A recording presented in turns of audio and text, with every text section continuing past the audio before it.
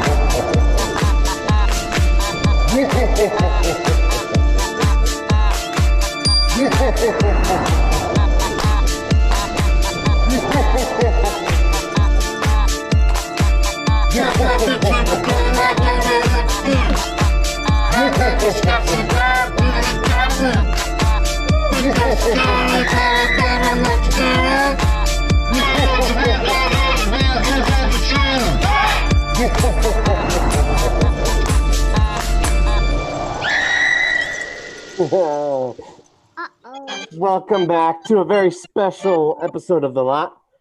I am the weekend Wook, Monkey Wook. We have, what do we have here? A Yeti Llama? No, we have a ghost Yeti. A ghost Yeti. Yeah, keep it spooky. Woo! Oh, and Baby Monkey. I forgot to say hi to Baby Monkey. Hi, Baby Monkey. And we have, what is that, Aladdin Zane? No, mine. And Obi Kenobi. Yeah, I'm going to hand her off. Right. Bye, beautiful. Yes, I have saved Baby Yoda, and I brought Baby Yoda to Dagobah. A child? This mask is about done already. And that's, you would be Doobie Wan Kenobi?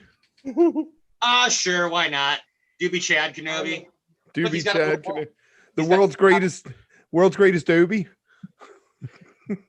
And we'll have Travis in here at some point, I guess. I don't know what his costume's going to be either. So we're excited tonight. Oh, my God. He could join the guy who's on time. Can I tell you, I need this this dinner and a movie so badly tonight. It's been a tense couple of weeks, months, years leading up to this week, and I don't know. I felt like it was just about to go over the edge, and it's a perfect timing to have a nice little fish break. I'm really excited to just sit back and watch 3 awesome sets. What do you think of the beacon though? That's quite charges the batteries there.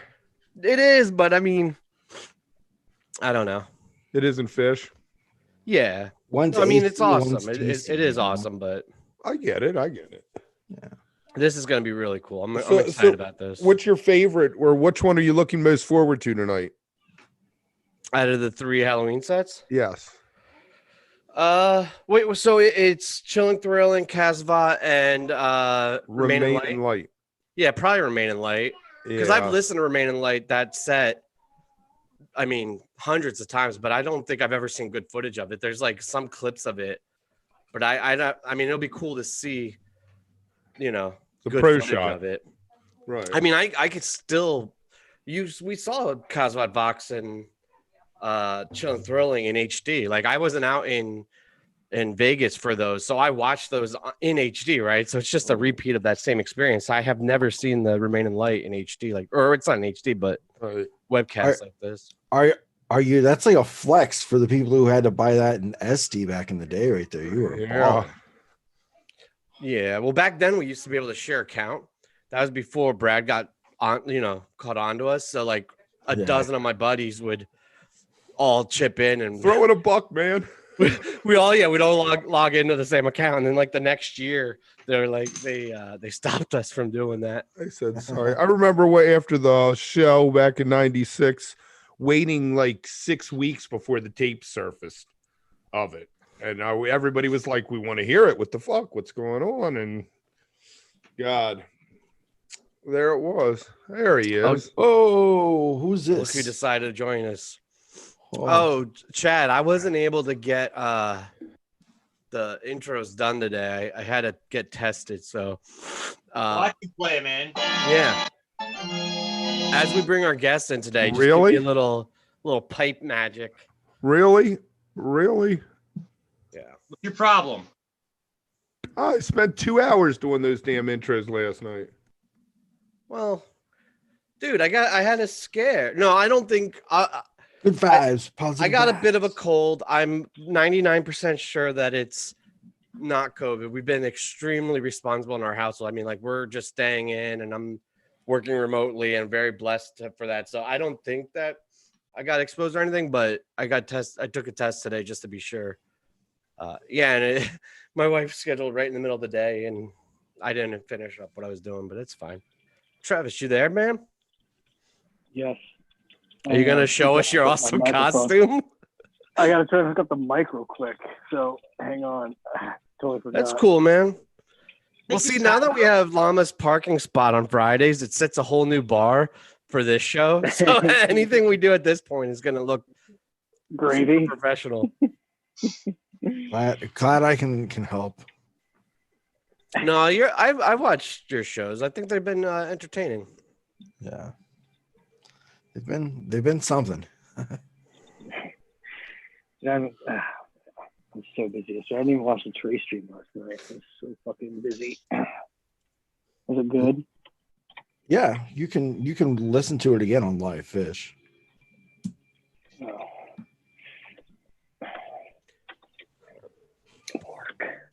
I'm just gonna be awkward and wait until Travis is ready. That's what you call dead air. Oh, that's cool, do you man. want me to do you want me to email you that open? No, dude, we're live. And we already played it. Oh, good. Yeah. This is brilliant. You want to talk about our guests today? You're uncomfortable? Oh, This is hold making on, you wait. uncomfortable? I want to talk Oh, yeah, about no, Trey's no. opening last night. That was great. Really. Lots of clues to your piece from last year, Llama, in there. Yeah. All right. Well, I'll announce the guests and then Llama can talk about last night. We're gonna have Mercedes on. I'm not sure her last name, but she's been taking over Fish Twitter and Instagram. She does the main reason is I wanted to have her on today is because she has all these awesome costume album covers. And I figured Halloween with costume sets and everything would be fun to share some of those and talk to her and see what else is up. And then we'll have David Steinberg Zissix, the great statistician and, of other fish fame. And then at the end of the night, we'll have Steve Vickner back. He was actually on the first episode of The Lot and we haven't talked to him since. So it's been like not for any bad reason, mind you. no. And what's crazy is that's only like 6 months ago. Like it feels like 18 years ago, but it was only like 6 months ago. That was at the start of the pandemic. So we were all much younger Wooks at that point. And then Andy's supposed to stop on. We're going to simulcast. He's live right now on Jump Radio with his show. We're live right now with our show. And if the technology gods allow it, we'll have some sort of cross fish simulcast thing going and it'll be dope or it'll fall flat and I don't know, won't work out. But Kevin, is this part of your costume, Kevin? The hands in the air thing? What are you doing? And he's muted. I can't see because I don't have my glasses on. I'm completely blind. I'm just I never realized it was this bad because I've been wearing glasses every day for 5 or 6 years, Well, if it makes you feel any better, most Jedis don't wear glasses and I just put them on. So Right. There you go. It's making me rethink contacts. I can't. Really? I'm blind too because I couldn't get prescription aviators. So Llama. Yeah, what happened last night? What Llama? did you see in that clip last night? I know what I saw. I want to know what you saw. Well, I saw the same thing you saw because it was broadcast simultaneously. All right, Bert. No. I did notice that one of them had the Wardor for this Walfredo's was one of the newspapers. Oh, really? Yeah. I noticed the spatchcocking, the murder hornets. Yeah, there were those. I was trying to read the text on the one he held up against the gate, but it was upside down and backwards, just wondering what exactly was being written there, like, was it just random words, or was it something that if we looked at it, maybe it had some. Oh, yeah, I haven't had a chance to zoom in on that still yet. That would be cool. Yeah. You know how they do the fake newspapers and it just has random letters for the copy for the article? I'm more interested in, is the tray that we have now a clone? Is that what this implies? Or was that a clone that was stuck up there the whole time? I think it's been a clone that we've had. Is it really just like Trey and both of them, and he was able to cross the space-time continuum? Huh. He came from like an alternate universe. Yeah. The best though was at the end when he was still standing there. When they did the shot of him at the end of the show. Yeah. It was pretty cool that they did a really good job of him coming and sitting down and blending the film in with the band playing, You couldn't tell. There were no obvious signs. Yeah, it was seamless. All right, I think we should probably bring in Mercedes a bit early. All right. Oh, wait, I want to just tell you a side thing real quick because it makes me feel really bad. I thought the memo went out that Halloween was canceled. Like, I thought that was just a thing. So we didn't, get candy and, I don't have my light on. And somebody just knocked at my door and said trick or treat. And I felt like such a dick. I was like, oh, man, I'm sorry. Do you have your light on? I don't know if it is or not, but That's our gig. If I the thought it light's was up, they don't canceled. knock. I thought we got the memo. I don't know. Didn't they So you're cancel? that Didn't the guy. CDC cancel Halloween? Wasn't that a thing? No, they didn't.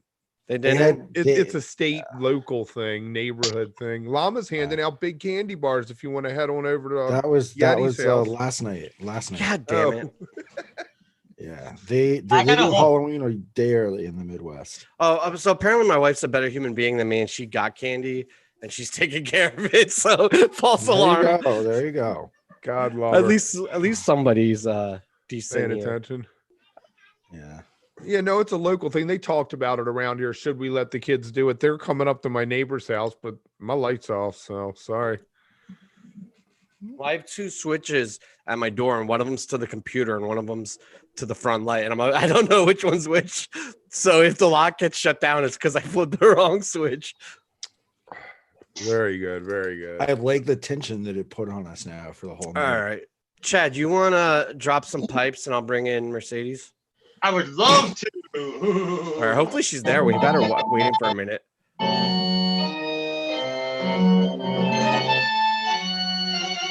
It's Marin's most unambitious woman.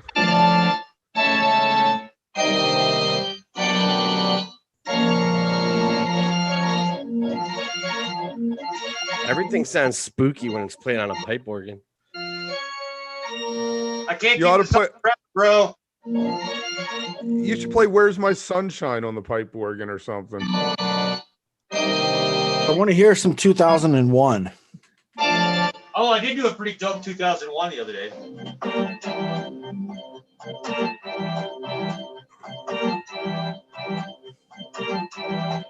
How about Esther? I think I got an Esther. Something like that. But Halloween's supposed to be cute and funny, not scary, so. What? Less satanic, more satiric. It's true. That was my note. This is a brilliant note. Oh, and the world will never know. No, I'm going to play your outtakes to close out the lot. Mercedes, you with us? I'm here. Hello. Oh, there we Hey. Hello. I came in costume. Guess Awesome. where I Blink am today. 18 too. Normally we would have an intro. I apologize. I didn't get them done today, but we had awesome pipe music to bring in. So how's it going? It's good. How are you guys? We're good. Hanging in there as good as things can be right now, I suppose, right? I Yeah, it's can't definitely- see without my glasses. I should have thought of a costume with glasses. I just Okay. wear mine anyway because same. I can't see without them. Okay, new rule. Every time Kev mentions that he can't see without his glasses, drink. Done. I don't know if you want to go there. All right, I want to share your Instagram because I did not realize that you'd already covered what I did there, Mercedes. do you have a count of how many albums you've covered? Yes, 101. Wow. Nice. Good number.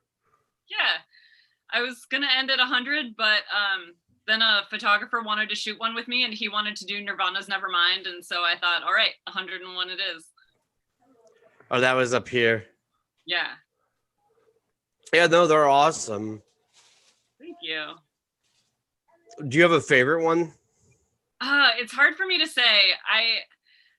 I tend to say All Things Must Pass because George Harrison is absolutely my favorite Beatle, and I think that one just came together really well. But I also had a lot of fun doing the Britney Spears covers because I was a teenage girl when she was big, so that was really fun. And some of them, if I could make, like the Taylor Swift The Revolution one that you're kind of on right now, that one was really fun because I could make a political statement with it. And if I felt like I could do that on a cover, then it meant more to me instantly. Yeah, definitely. That makes sense. No, they're really well done. And you did everything. The graphic, I mean, obviously you're in the photos, but then also the graphic design you did as well. Yeah, I did. Graphic design is definitely not my forte. Oh, it's but tonight's. Yeah. Open up, Perfect. boys. Just kidding. No exam. The Britney one. So I'm sorry, Mercedes, do you work with a photographer all the time, or are these selfies? No, these were all selfies. Wow. Yeah, I mean, I had a tripod and a remote trigger so that I could do them.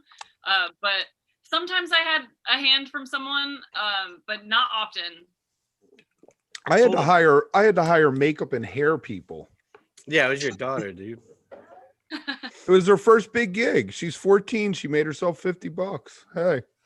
You paid her? Yeah, I gave her 50. She spent 3.5 hours of her time doing makeup for You me. think so I his could do daughter a wants to hang goofy out with album them cover. for 3 hours? Yeah, Yeah, that's true. Yeah, I would need at least 75. Right. I mean, I want her to learn the value of, hey, I did this and I got paid and I can make good money doing something I like. She did a good job. She did. I'm very proud of her. Very proud of her. The neck, the chin up, you nailed in your album cover. It was, I think you went for that liquid thing, and it just looked really dirty in your picture. Like, right? Did it come across the right way? It's Mercedes. Much respect to you because that was hard. We had like a sheet hanging up and trying to get the whole white. I mean, obviously, so much respect to you for doing that many. Thank you. So you excited to watch the sets tonight?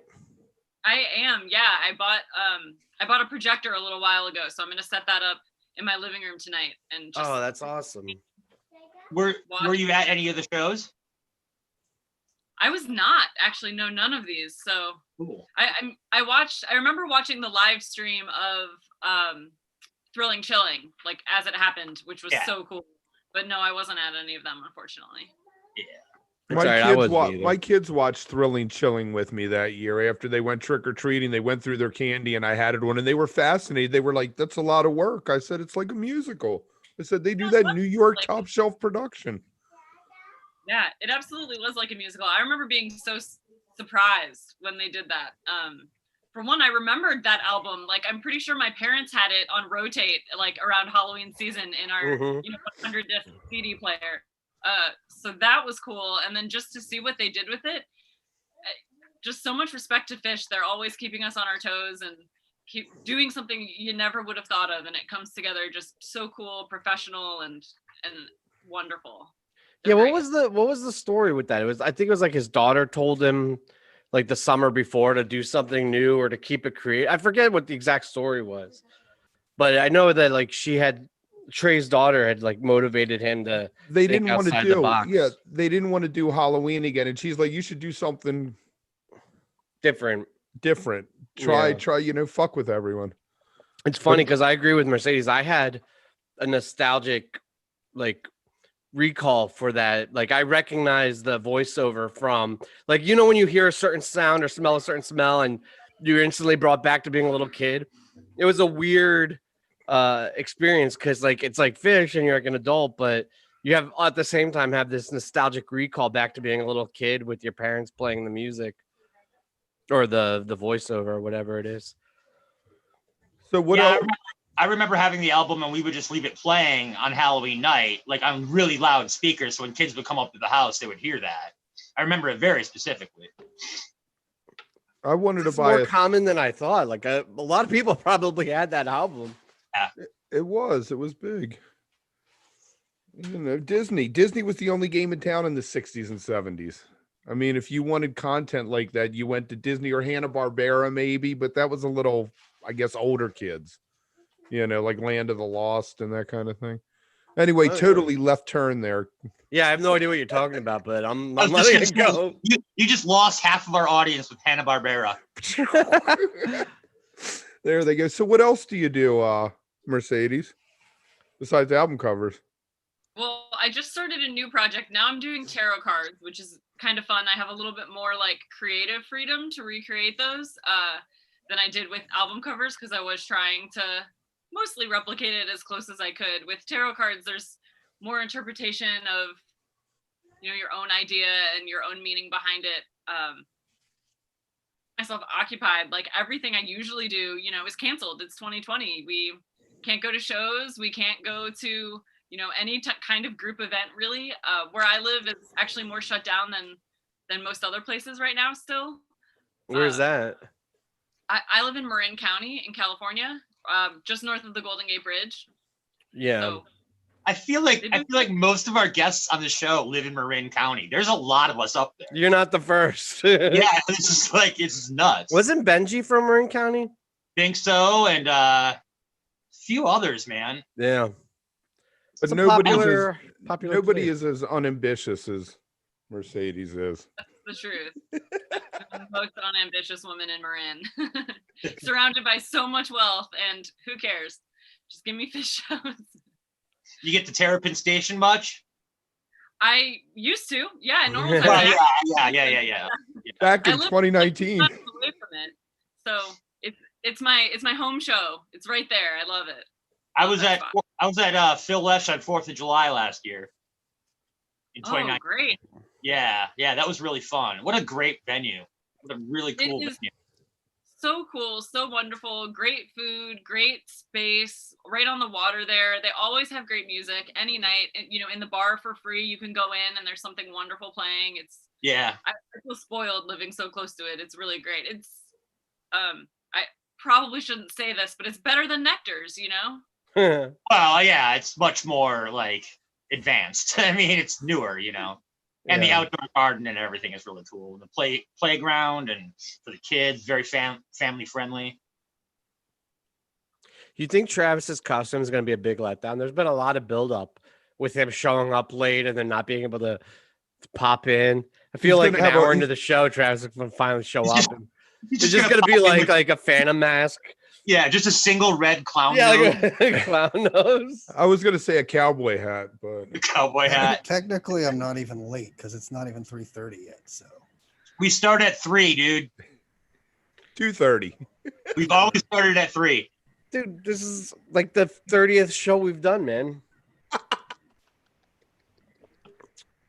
Sorry. Welcome to the lot, Mercedes. This is what we do for 2.5 hours. We just yell at Try to make it as long and as uncomfortable as possible. We ask our guests a couple questions and we just fight amongst ourselves for the rest of the time. So So Truly you're does feel like this show. The ratio is correct as well. I'm usually the only girl, so. Usually there's no girls. I mean, so yeah, you're actually raising the bar here. Early on, the first like 5 episodes, I made a very concerted effort to make it 50-50, and we were doing really well for a while. But then we ran out of girls. Right, but then all of the female guests started like saying, I'm busy, I don't want to come on. And there was just so many more guys that wanted to come on the show, so it got harder and harder. And now it's like I'm so happy to have like one female guest. I'm like, yeah, but we do try. Where did you get that background from? That picture behind you. Yes, that's so cool. It's a tapestry. I got it from Earthbound Trading. I had to have it because psychedelic. It's very nice. Very nice. Not as cool as Dagobah, but cooler than me with my same old poster. I gave up on changing the posters. Oh, what is it? What is it this week? It's the Super Suckers. Oh yeah. At the Belly Up Tavern in Aspen, Colorado. Oh, that's cool. They could have been huge. I always like those bands that just almost made it. Oh, tell me about it. I was in 3 of them. I was in that band. Oh my. So this is gonna be a long show. So what's up? We have we're planning on taking over Jump Radio. I think. I mean, we have to figure it out, but Andy should be calling in a little bit later, and he has his show going on right now, and I don't know how it's going to work. He apparently has it figured out, but he'll be talking to us, like all of us, and at the same time, we'll be on the Jump Radio airwaves, the Jump Radio network that goes out to all 50 states. Across the screens, huh? Yeah. We'll see how it works. I don't think it's gonna be very interesting for people listening on Jump. I don't think it's very interesting for people watching on Wook Plus. Well, Andy's interesting. Like I'm happy to have Andy on, but I'm also like, if you're listening on Jump, I don't think this is gonna translate. No, I feel, you know what? I'm gonna come clean because I used to put in a little more pre-production effort, a little more research, and I'd be prepared with a bunch of questions and shit. But I'm like really preoccupied with the selection, right? Like it's taking up 99.9% of my thoughts. I'm a little bit terrified about the whole COVID thing going on, right? And the scare I had. So I don't know, like I if it's a little bit awkward or uncomfortable or slow, I'm just taking this quick opportunity to explain why. I don't know why I am. It's probably better not to, but you want me to save you? When Kevin saves me, that's when you know it's really bad. No, I was gonna actually ask Mercedes how she felt about everything going on right now. Yeah, I wanted to ask her about the wildfires. Let's be real about it. Like, it's not worth saying, "Hey, the world's not on fire. Let's talk about fish for 2.5 hours." But you live close to where all those wildfires were, don't you? Hasn't that been going on up there? It's true. I do live close. Actually, I got very lucky because I decided in July to visit my family in Ohio for the summer while it was nice there. So I was supposed to come back sometime in mid-September, and that's when California was on fire pretty much everywhere. So I just decided to stay in Ohio longer, and I actually just got back here about a week ago, and now the fires have cleared up. The air is clear, so I really got lucky considering everything that's happened in 2020. I've kind of like skated by pretty easily, which I'm really grateful for. I have just heard, from all my friends here and my coworkers that the air was just absolutely unbearable, and I'm happy to have missed it. California is not it's not for the weak, as much as you want to talk about like Californians being soft and like laid back and very like mellow. It's a tough place to live. There's fires and earthquakes. Yeah, and we had a decent earthquake down here not too long ago. I'm in LA, and you have a fire right now too? Yeah, we do. Some yahoos down in Orange County started a fire, and that's why I have a runny nose, because I've been sneezing for 2 weeks. Okay, Sniffany. It's not the drugs. It's not fires, man. let's see if my luck keeps going and we get lucky on Tuesday, because I'm with you. I'm absolutely terrified for it. I've been either like mostly distracting myself instead of like paying attention to anything. Sorry. I I'm mean, 100% terrified too, but Travis finally decided to pop in. Comic relief. Happy Halloween, everybody. Perfect timing. Hey, love it. Travis. Wait. Good job, Travis. That was worth the wait. You get points for that. Yeah, we shouldn't have a million things to do. Here, I'll change. All the freaks. What is that? You got to turn to show it. Yeah, I'll turn. Yeah. Get rid of the background. You have a cool enough apartment or Look at house. that. What is it? Yoshi, right? No, it's not Yoshi. It's the It's from Woodstock. Peanuts. Woodstock. Woodstock. Yeah. I'm a big My Peanuts wife's like, fan. it's Yoshi. I'm like, that's not Yoshi. It's close to Yoshi's Yoshi. That's green. good. Well, there it is. Okay, I see it now. That's That's cool. fantastic. Nice job. Wow, an hour late, but hey, man, that was Hey, totally man. worth it. I'm on Hollywood time. I totally forgot it was at 3. I was like, oh shit. Anyway, hi guys. It's just like a Halloween show. I'm late to those too. Welcome. Hi, Travis. This is Hi, Mercedes, our Mercedes. first guest. Hi, Mercedes. She arrived before you. I know. Sorry. Real classy of us. Can't even get here on time for you. Sorry. No, it's fine. No, I had something like poignant to respond to Mercedes with, but I completely forgot it because Woodstock just took over my mind. Probably for the best. I've been running those models. Like 538 has like the different Stop. scenarios you can do. Stop I've run a doing million of them, and it's just like I gotta not think about it. There's nothing else to say or do. You that. know. Did you like, vote we got- already? No. I'm in Pennsylvania, and Well, I that's all respect you people can that do have is voted vote. early, but because I'm in this state with our legislature, I felt compelled to vote on Tuesday because they are trying to fuck us right up the butt. They're And going to. That's why They it needs are, to be and a landslide. I know a lot of my compadres in the area who feel the same way, that we're just going to landslide it on Tuesday. Like we've had record numbers early voting, and that's great, but there's a lot of us that are coming out on Tuesday because I we tell just you don't what, trust. if Biden gets Florida and then Biden gets Iowa, Well, it's no. over. If Biden gets Florida, it's over. That's it. Once Biden gets Florida, that's it. But if he doesn't, I mean, Pennsylvania is really where North it's at. Carolina. North Carolina would be great. Yeah, I'm gonna vote. We decided that we're gonna vote on Monday and then just get fucking trashed on Tuesday.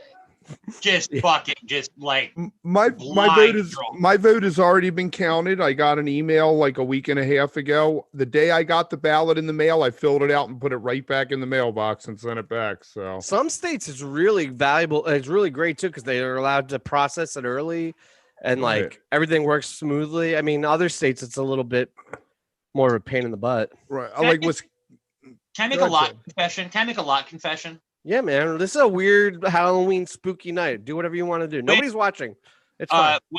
When we first met, I wasn't quite sure how to read you, and I think I said to Tim at one point, I go, I think he's a Trumper. No, yeah. Do you remember that, Tim? It was because he was saying some anti-Biden shit, but it was Oh yeah, because you were on the but it was Bernie wagon. early You- though, and yeah, we were like, he's either more progressive or he's a Trumper. We couldn't he's tell like, which way he was going. I'm so far to the left, you get to keep your guns. So there we go. I don't even know what that means, but that's cool. No, I like I, when want- people- I when have people two say Bernie's daughters. too far left, I like to tell them that he's too far to the right for me, but I'll take it. I don't think anybody's really pumped or thrilled Right. about Biden, but I would take him a million times out of a million in And I this felt, situation. I felt like my boy got screwed by the whole DNC establishment. I really feel like he got screwed. Who? Oh. Yeah. Bernie. Oh. Yeah, Oh. I love Bernie, but he's also kind of an old white dude too. Like I kind of wish we lived in a country where Kamala would have been like accepted as the front of the ticket instead of the back of the ticket, because I don't know. She was not good as a prosecutor. She I did voted some for Warren. sketchy shit as a Yeah, prosecutor. but she's come a long way, and her voting record in the Senate has been better than Bernie's in a lot of ways, no, I'm just no. or at least on par with Bernie. Let's get AOC in a couple years. That's There we go. I am. Yeah, all how on many board years with until her. she's eligible? She's eligible in 4 years. she will. It has to be that you'll be 35 on inauguration day, so she will actually be turning 35 in 2024. So she could run, should she want to. But I worry that if Kamala is going to seem like the obvious incumbent, and Always the we saw what VP. happened with Bernie in 2016 and this year, so I don't know that AOC would have a chance. Though I do think it's good for any candidate to be primaried. Right. Well, yeah, she should definitely be in the primaries, and I don't think it would be the worst thing in the world if she wasn't the head of the ticket in 2024, because she'll have a bright future ahead of that, right? Like I could see it as a vice president or on a, we need cabinet. 5 parties. We need 5 parties that have to form a coalition government. Welcome to the lot. We are talking about politics, even though me. Because you invited me on, I have that effect. I'm sorry. No, it's great. I was kind of hoping that we would talk more about this because it's what's been on my mind. But I figured these guys were going to get all like, My idea is that we have me, we have Bernie Sanders, we have the center, we have Joe Biden, and then we have the freaks, the extremist over on the other side. And you have to get 3 of those 5 parties together in order to rule. So I think that's what's going to happen, though. Trump has narrowed the GOP's base, better or worse. He's narrowed it to such a fine section of the country that is diminishing with each year, so that I think really Biden's, what he represents, like a moderate middle, is going to become the new right in the next 5 to 10 years. And he's an Eisenhower Republican. Medicare and Social Security are fine, but we have to make sure there are insurance companies, and we have to make sure the banks are okay, and we have to make sure that big business is okay. Instead of tear them down, and let's have health care for all and a Green New Deal to get rid of the oil companies, because the sun is free. And so is the wind. You can have that and still have some like basic level of capitalism, not like the bastardized full level of capitalism, but still have some private market growth while still having the new Green Deal and Medicare for all, like healthcare. I think we absolutely could. Right? Like, I don't know why it always is discussed as one or the other. I feel like you could have the best of both worlds. Like, there's a basic standard of living that everybody deserves, right? And everybody's should get. But then for those people that are really go-getter hungry, like, all right, go out and hustle, make an extra few bucks. Like, that's why I gave my kid $50 for doing the makeup for me. I want to teach her that capitalism is you just wanted to okay. have the best costume tonight, man. That's all that was. But she knows that everybody should have health care, and every kid in this country should have a roof over their head and 3 meals in their belly every day before we spend more money on an F-19. Did you think you were going to be talking about politics tonight, Mercedes? I knew it because I was coming on. If you didn't bring it up, so cheers. To Lost. Cheers to that. You know what we should talk about too, also at some point tonight. Chad's first show was Halloween '95, I think, right? There he comes. Oh, you thought he was like out taking a piss, but no, he was there. He was ready. I wanted to talk about your. I got that right? It was Halloween '95. 25 years ago today. Wow, we should talk about that. And also after that, or at some point, I know Travis has a bunch of fun Halloween stories. Oh yeah, into a bunch. All right, whatever, fine. No, I do. I was just gonna say, I want to hear Chad's. Well, actually, let's start with Travis, because I was gonna ask, have you been to any of the ones they're showing tonight? The Kasvot, right? Okay. Yeah. I've been to 4 total. Which 4 was that? Loaded, Festival 8, the Bowie one, and Kasvot. That's a good quote. I missed Chilling Thrilling because of the person I was dating at that time. I was a big Halloween fan and not a big Fish fan, so I missed that one, which I'm so pissed because Vegas, like, that's our backyard out here. I don't get to go to many New Year's shows, so Vegas Halloween is like.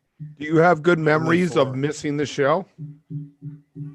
Of what? Of that? No. Of the one you missed? No, because I actually watched it. I ended up sneaking off and watching it on the computer.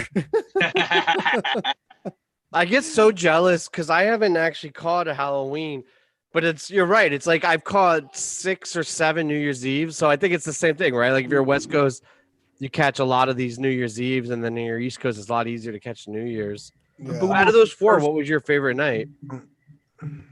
Well, Loaded was my favorite, but I honestly remember zero from that show, like at all. I was It's your actually favorite talking in to my hindsight, buddies. looking back. In at hindsight, well, because I was reminiscing today with a bunch of my buddies, because it was one time there were a bunch of my friends who weren't really Fish fans. We all went to Vegas, and they all went, and all big Velvet Underground fans. Like tickets were going for $200 scalping in the lot that night, which in '98 I didn't realize that. That was a lot back then. Big money. Like, yeah, big money. My buddy was reminded. I don't know, but anyway.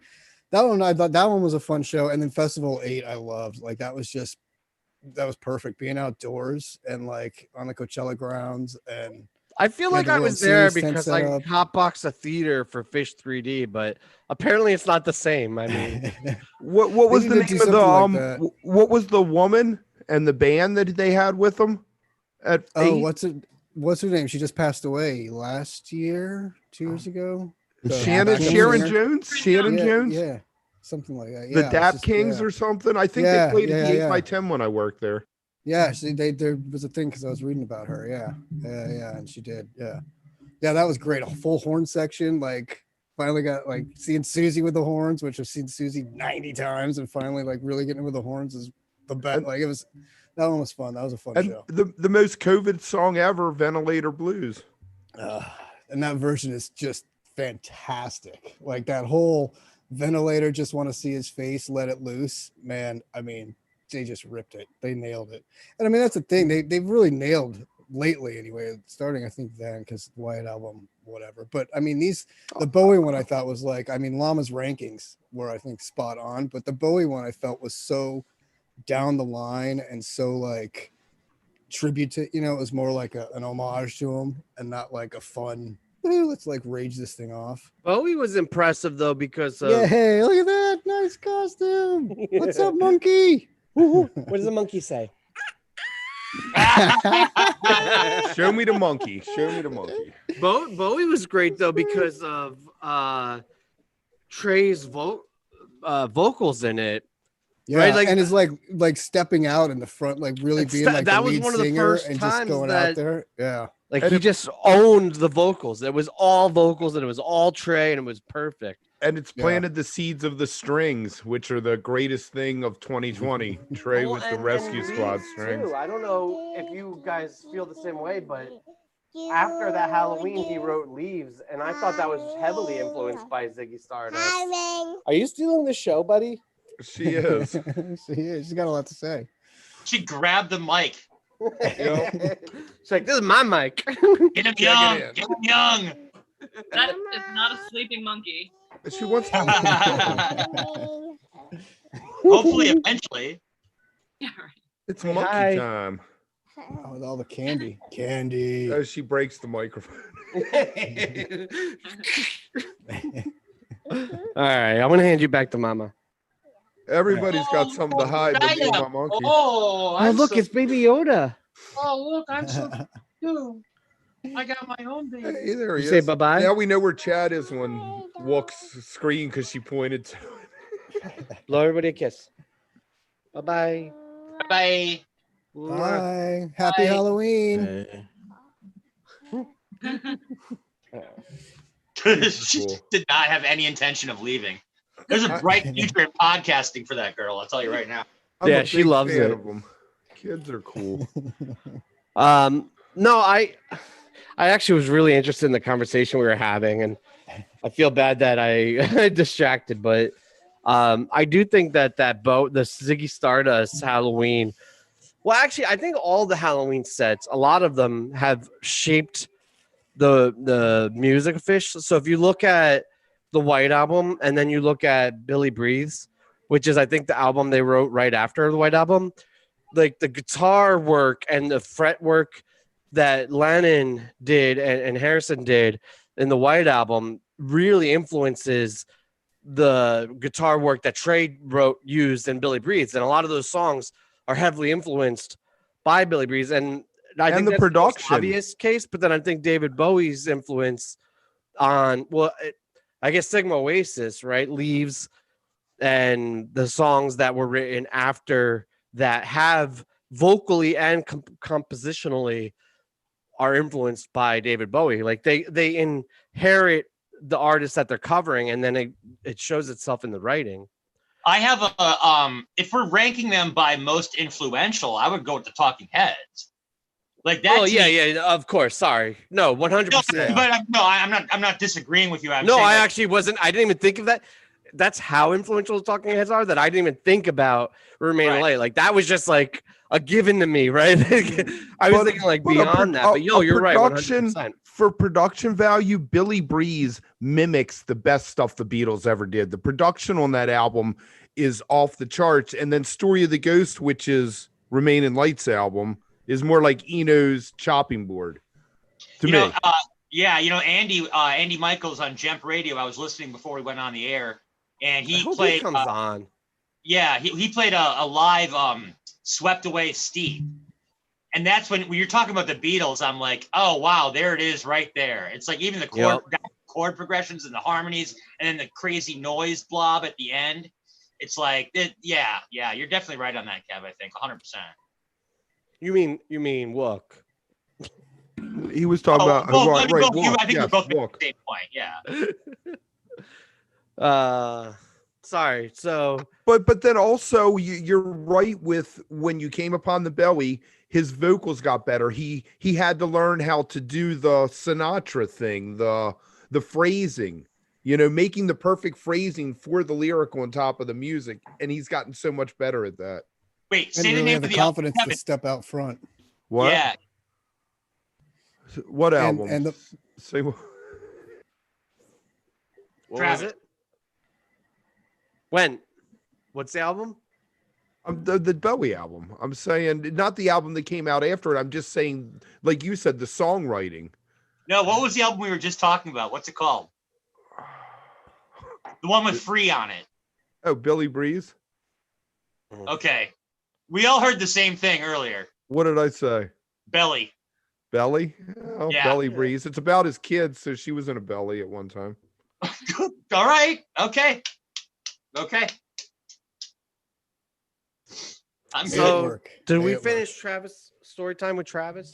We cut him off, and then the kid came, and I lost track. Well, I was gonna say, like, the Vegas thing too. What was so crazy was, the whole story with how fucked up Trey was, and walking off stage in the third set and being that wasted, and then what? 2 nights later, playing Dark Side of the Moon, in Utah, and doing the Utah gig, which is.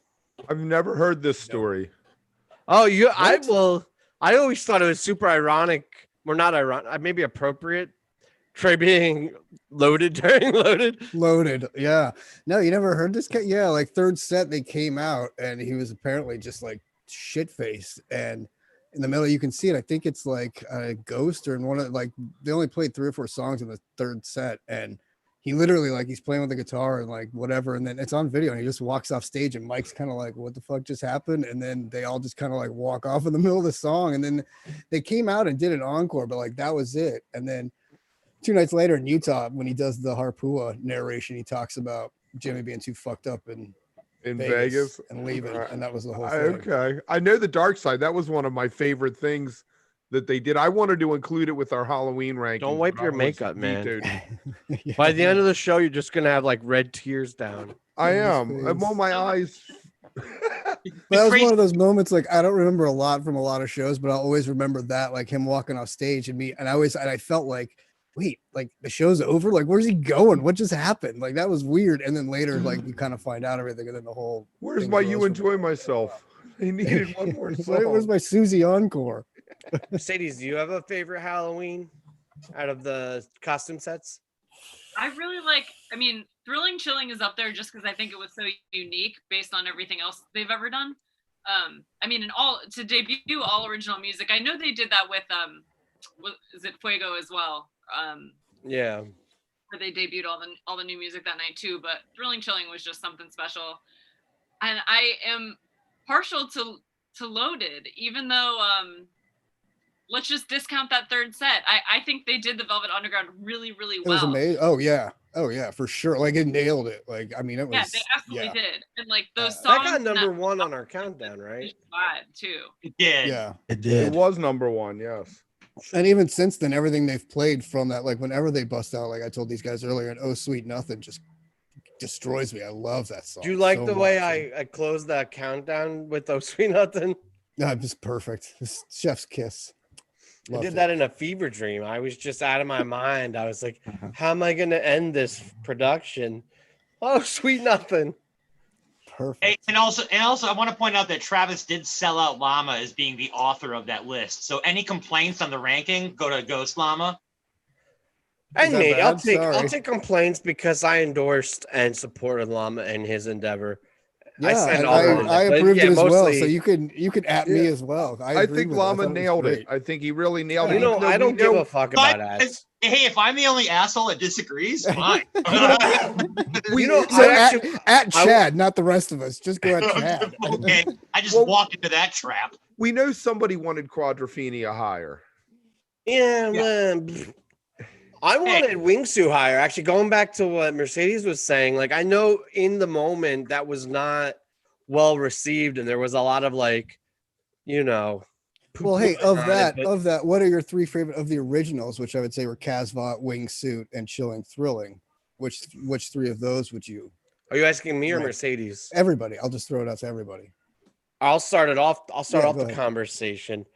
I think Thrilling Chilling was the most pure example of improv, jamming, experimental, fun music. I think is it Thrilling Chilling or Chilling Thrilling? Chilling. Whatever. That is the one. I think Martian Monster, Your Pet Cat, Mm-hmm. The Birds, all of those songs have turned into really staple jams that I love catching at a show since that night. Right? Like I love a couple of songs off of Fuego or Wingsuit, like Wingsuit being one of those songs. But I don't know. I think Chilling Thrilling. And I'll step back and somebody else talk. Mercedes, all I'll right, throw it to you. Well, I'll throw it to Mercedes, ahead. our guest next. Sure. Yeah. I'm with you. I think Thrillin' Chillin' is number one. It was just it just blew my mind. That was so cool. The original music is incredible. Like just like you said, like to hear them come up, Your Pet Cat, you know, at a show. I mean, and the catchphrase, you know, your trip is short. Everyone still is saying that, you know, years later. That was just. It's perfect. Yeah. Perfect. But the thing is, the best sample is Face Plant into Rock. So my nod goes to that. There you go. I like the counterpoint. All right, Cav. I disagree, Llama? though. Of course. I disagree with that disagreement.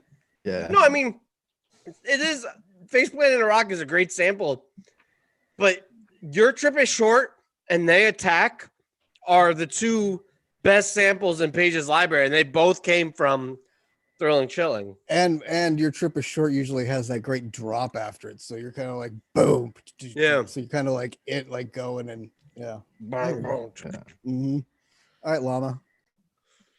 Yeah, I have to go Chilling Thrilling. You look so comfortable right now, Llama. I am. I am so I've comfortable. never wanted Are you to in a give Llama a robe? That is hug, but amazing. tonight I I'm like, know. he looks so snuggly. I just want to give him a Like big in a bear hug. sauna. Like I know. Yeah. Get more relaxed, man. I flipped a robe inside out, and so now I'm just. Is there a hot springs near there? We just so you guys know, if this feels like a long segment, we let Mercedes in 20 minutes ahead of schedule. So we still have 3 more guests. We're just we still riding have to on go a around- long opening Yeah. segment. We haven't gone around the horn yet. No. No, I'm sorry. Oh, Keep okay. going. Go, Llama. Yeah. Chilling Thrilling, and then I was gonna go Kasvot, and then Wingsuit. What about Abe Vigoda, though? Now I'm feeling bad. Now I'm feeling like somebody needs to give Mr. Abe some love. Like, The Fish TV show. I know. Do, All right, Chad, what do you got? guys think they made up Kasvot because of how ill-received Wingsuit was? They're like, we have new songs, but they just don't want. No. I think it was because of Curveball. I think what happened was Curveball got curveballed, and then they were like just pissed Halloween. off and extra creative. And there's a lot of that vibe going, you know? Yeah. All right. Oh, wow. Chad. Dane's like, fuck this. We got to get Chad's take on this. Go, Yeah, Chad. I really want Chad's take. My take, Shit, that's tough. So recency bias, I'm gonna say Kasvot #1 because, and this is why. I forgot what show it was. I was couch touring it, and they closed or encored, I think maybe, was "Say It to Me, Santos," and I was like, that is such a great rock, arena rock like song to end the show with, and I felt that the Kasvot songs have really developed into like they've kind of found their teeth since the debut. Yeah, I agree. Even Travis, New Year's 2 years ago with Mercury and Santos with the Flying Spaceman, like it has really short time in short order had they found it. Yeah, but I agree 100% with Travis on the Martian Monster, the drop, because they opened with it at the Forum. I don't know if you were at that show, Travis. Mm-hmm. Mm-hmm. You were, yeah. When they opened with it at the Forum, I was like, this is my new favorite song of all time.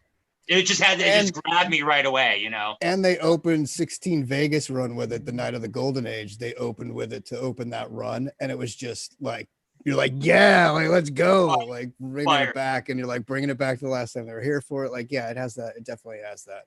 Martian Monster has been played a bunch of times since then too. They like it, obviously. Yeah, and it's a sick jam. Yeah, it's a sick jam, and it's easy to play. And then I'm gonna admit, I'm a sucker for Fuego, the song. I thought it was funny that summer tour or fall tour where it was a joke, like everyone gets a Fuego, you get a Fuego, like they were playing it every other show. And then I got my Fuego, and I was like, oh, I really, really, really like this now. That's it's so refreshing.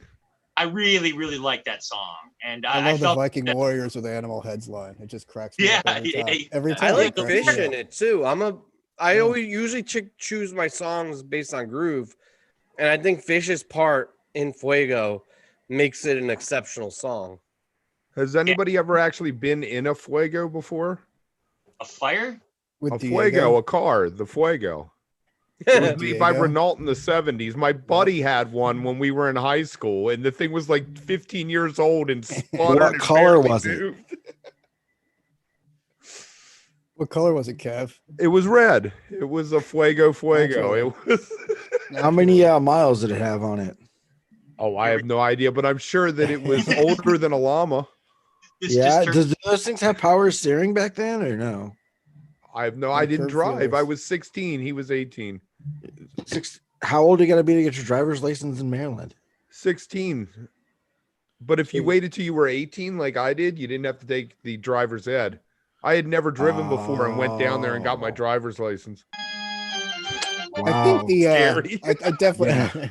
I'm gonna say that I think the Thrilling Chilling or Chilling Thrilling, whatever we decided it was called, was definitely the jammiest, like the most organic. But I think Kasvot having to write all those songs and not knowing, I mean, who knows how quickly they did that, if it was between Curveball and Halloween or what. It was definitely after Curveball. I think they were on record saying that they were inspired by Curveball. Like coming up with that whole thing and just doing it. Like what a fun little and it was so 80s. So it was similar. The fishiest thing they've done in a because long they both time. Like they dressed up for them both. They did a big stage production sort of for both of them. Like, hey, Chad, are you around? Were fun. He's no. And that killed the whole conversation. He's peeing. Chad, where'd you go, Chad? Come on. I wanted to bring on our next guest, but I need Chad's sexy pipe organ. The organ. Who's the next guest? I'm here. Yeah. I could have done an intro. What a high quality production we run here. Next on the lot. Are you ready? Next on the lot, we have the one, the only statistician, magician, Mr. Zissix himself, David.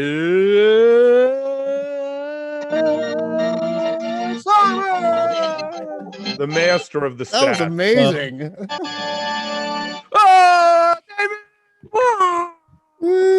Yeah, I did all right with that. I could be an announcer. It's still sunny out on the left coast. Yeah, in Seattle, no less, where it shouldn't be sunny in October ever. So, what's the world coming to?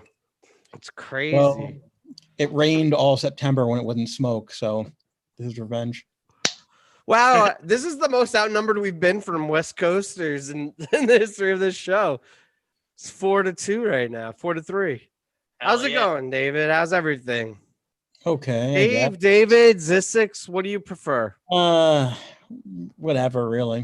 All right. I'm going with David. I think David works. But no Dave? No Dave? Big D? I think of Wendy's when I think of Dave, right? I'm gonna call him Mr. Steinberg if you don't mind. There you go. Okay, let's go even more formal then. So you're one of my favorite things to read every day on Facebook, your fish stats. Thank you. It's always fun. I try to interact sometimes, but I always feel like an idiot, so because you know more than me. He knows more than most people when it comes to fish, I feel like, though. Yeah, I want to pretend that I'm so smart most of the time. Well, I could just lie and agree with you. So we were just discussing what our favorite, each individual's favorite costume set was. And I'm curious from your point of view, what your favorite costume set was. You're going to hate my answer. Well, I don't know. I just listen to this one. What metric are you using to define that? Yours. Personal enjoyment. I mean, is it the best peak? Is it the most consistently good? Is it the one that has the fewest bad songs? I think all of them have. I think all of them have a lull in the middle. Yeah, I don't know. Like typically, like I do these brackets, and people always ask me, "What are the criteria that you're voting under?" And the most annoying answer is, I leave it up to you because what you use as your determining matrices is more interesting to me than your actual answer. So I guess I will refine the question to be two parts. A, what is your favorite costume set? And B, what are your criteria that you use to come to that conclusion? How about if you were going to put one on, what would you put on right now?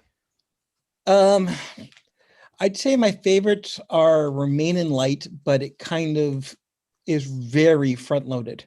Those first three songs are perhaps the best thing I've ever seen Fish do, but Listening Wind's really the only thing I ever listened to on the second side of it. Although I don't know if you guys know this, were any of you at 96? No. There's a very strong visual component to the Overload that we'll get to see tonight. They had all these TV screens on sets that were showing stuff, and so they kind of borrowed more from Talking Heads than just the music, because that seems like a very David Byrne thing to do. So yes, there's more going on that you knew about from this to tapes. So there is a visual component to the set that I'm looking forward to seeing again, because so you were there. I missed Quadrophenia, but I've been to all of the costume Halloween shows other than that. Well, then between you and me, we've been to all the Halloween shows, because Quadrophenia is my only one. There we go. No overlap. This is like the smallest possible number of shows we could see and catch all of them. Perfect. That's really funny that together you've seen all the costumes and yet you've not seen a single costume together. It's kind of like the joke of like between me and Michael Jordan, we have 6 championships. I was going to argue that the most important Halloween show, of course, is 10/31/91, because it has the best song in Fish's history of Wait. Oh boy, do tell. No, Colorado. That was the show where the crowd turned on the band. How so? They did this. Have you ever heard Wait? Yes, I heard the final version of Wait at Port Chester. Wait. But yes, basically, yeah. Wait. They play the opening. For this time, they played the opening riff of It's Ice and act like they messed it up and said wait, and then they played it again and act like they messed it up and said wait, and they did it again and again for about 3.5 minutes. Wait. And then then they finally played a different song, and then they went back and did the same joke again. Only time every time they said wait, the crowd started screaming "fuck you" back at them. I miss 96 Fish so much. I stand corrected. I thought Kasvot was the most fishy thing they've done on Halloween, but that is definitely the most fishy thing I've ever heard. And then they did it the third time. And then it came back, right? They reprised. They did it at other shows, didn't they? It wasn't They did their show in fall '91, and they did it at Port Chester in 92, 5/14/92. Dude, I'm calling the first And tour that was opening it? of the next tour. They're opening with Wait. Please. Hey, I know what my new They request had that is next request time I in run already. into Trey, for sure. Is that? But they sound checked it last year. That's great. So they started doing that. Said, "Hey, here's a bust out for everyone," and started doing Wait. So, but no, that would be a really dick way to come back from the pandemic, though. Like the first show be after like hilarious. 2 years. It's perfect. Yeah, I ruined it. I actually Hilarious. had a note that I was going to send out some. I occasionally can get some things in, but like third hand, I go up the channel and maybe things will happen. And I had a note in July to do that, to suggest Wait as the show opener. But now that I've talked about it, that joke is ruined. We ruined it. That's all right, Yeah, Dave. it's Nobody another thing watches How many this people are watching show. this thing? Do you have like 7 listeners or something? The 40 they know people it's here. watching, yeah. It'll be Bunch a of super whoops. inside thing. That's all it'll be. Tom But- Marshall debuted Epitaph on our That's show, and like 5 people heard it. Like it should have been this groundbreaking, monumental moment. He played like the first minute of this Minute song, and a half, yeah. and like the next day, nobody picked it up. Nobody knew about it. Like It should have gone viral. It should have it been. should have a gone moment. viral. You but know we what? didn't want to take advantage of Tom's David. graciousness. David, the other big cover that they debuted on Halloween was 88 Love You. Sid See, Barrett tune. I was looking at that. I was noticing today that they debuted David Bowie in '86. Yeah, I one didn't, of I Halloween. didn't catch that. I ran a little stat this morning because I was curious, and Fish debuted more than 100 more covers on Halloween than any other day on the calendar. Well, Second- whole albums. Yeah, 'cause they And did most something- of them were not, I think that the White Album had the most repeats off of it, but it probably almost had the most songs they did off of any album. The highest percentage, if you don't count the ones that aren't covers albums, is Loaded. Right, because it's the less songs, but they did more, they did most They of only it, missing right. one. I can't remember which one it is offhand. I want to say it's I Found a Reason, but they may have done that once since. Now I'm Right. gonna go back, because this is annoying me. I'm gonna go off topic for a second, and I apologize to all the Fish fans watching, which is probably everybody watching. But I was curious David, if you were familiar with Nate Silver, and if you had any thoughts, because you two just happen to be my favorite statisticians, you and Nate. So I wanted to see one statistician's thought on another. Are you familiar with Nate Silver? I'm annoyed at Nate Silver, but it's not his fault. Why are you annoyed? Because he was wrong. Damn it. He wasn't that far off, though, in my opinion. I mean, Well, he was he's a off good in the guy. very important key points, but in the end, his popular vote was pretty accurate. Yeah, and the fact is that he was giving Trump the most chance, but I mean, what was it, like 17% or something? Like that's no, a like big 35%. How much? 35. Well, And we shit, I already mean, know- that's great odds. Right now, I checked a few minutes ago. Trump is at 10% to win re-election on 538. So I don't like that. do you think I don't like 538's model is a good model? I think it's solid. I think Yeah. one of 3 things is going to happen on Tuesday, barring something insane with the polls in the next 48 hours. One of 3 things is going to happen. Biden's going to win fairly easily. Trump is going to cheat, or no one's ever going to take polls seriously ever again in the history of the universe. All of the above. Yeah. Those are the only options, because Biden is just too far ahead right now for any legitimate way. If the polls are accurate, Biden is going to win, and it won't even be that much of an issue. Do you know what's crazy to me is a year ago today, Halloween last year, Biden was up by 8 points. Yeah. So everybody's like, oh, it's the pandemic. Oh, it's the stock market. No, it wasn't. Like largely the same. I mean, it swung a little bit more, but largely how people feel today is almost exactly how they felt a year ago today, before the pandemic. So I was watching you guys while waiting to jump in. Oh, And thank you. well, I wanted to find all the reasons why you guys were all wrong. Oh, like I have a list of corrections that like 5 pages long. I just deleted it because we're very amateur. I mean, if you came in expecting accuracy, you're just in the wrong spot. I want to be the one who actually defend Biden as a presidential candidate. I think we're all supporting Biden at this point. No, not supporting him. I want to say he's actually a good presidential candidate. I'm not like reluctantly supporting him. I'm actively preferring him. I'll back you up on that. I'll back you up on that, Mr. Steinberg. Because a president is more than just like he isn't my preferred beliefs. If I could choose king, it would be Sanders or Warren. But as a president, a lot of the job is the bureaucracy and finding the right person for the right role and keeping the trains running on time and all of that stuff. And for that, I think Biden will be amazing. Yeah, I think that his experience in 8 years in the White House makes him the perfect candidate right now to set the ship right. It's going to take a lot to set it right, too, though. I mean, shit's really fucked up. But if there's anybody that could do it, I think it's him. And I think that we'll deal with the other issue in 4 years. You know what I'm saying? Things like Medicare for all. Show me 50 senators who will vote for that, and then I'll suddenly start caring about it. Yeah. But that doesn't mean that it's wrong. No, I'm not saying it's wrong, but and you should be vocal about it. But I get what David's saying too about the commander in chief taking what he has and being moving a statesman, being a statesman as opposed to a politician. Biden is a statesman. Yes, I will give you that.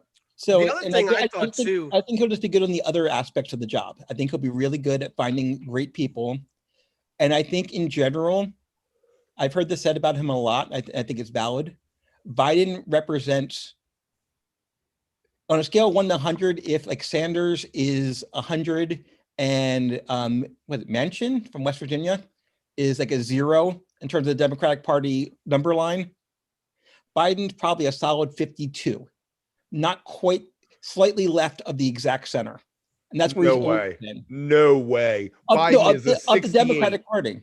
Well, Biden is a 68. of the Democratic Party, not of the overall spectrum. Of the Democratic Party, he is a 68. He is way to the right with a lot of what he does.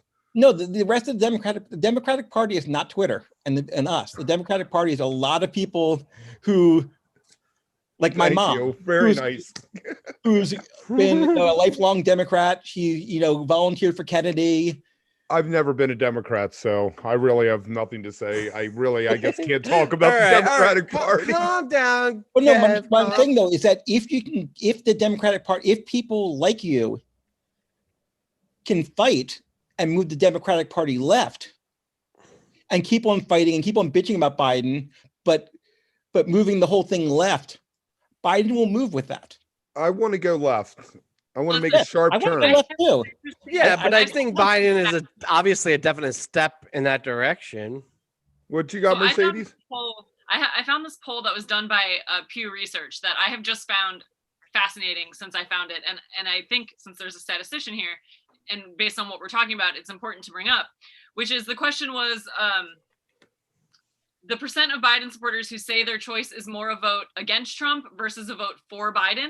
So in October 2020, 63% of people voting for Biden said they were voting against Trump and not voting for Biden. So that right there tells you that Democrats don't really agree with Biden. They just don't like Trump. I'm voting against Trump. So I not afraid to admit it. I don't think Biden's views are actually representative of the Democratic Party as a whole. I think his views are representative of what the Democratic establishment wants to think the Democratic Party's views are.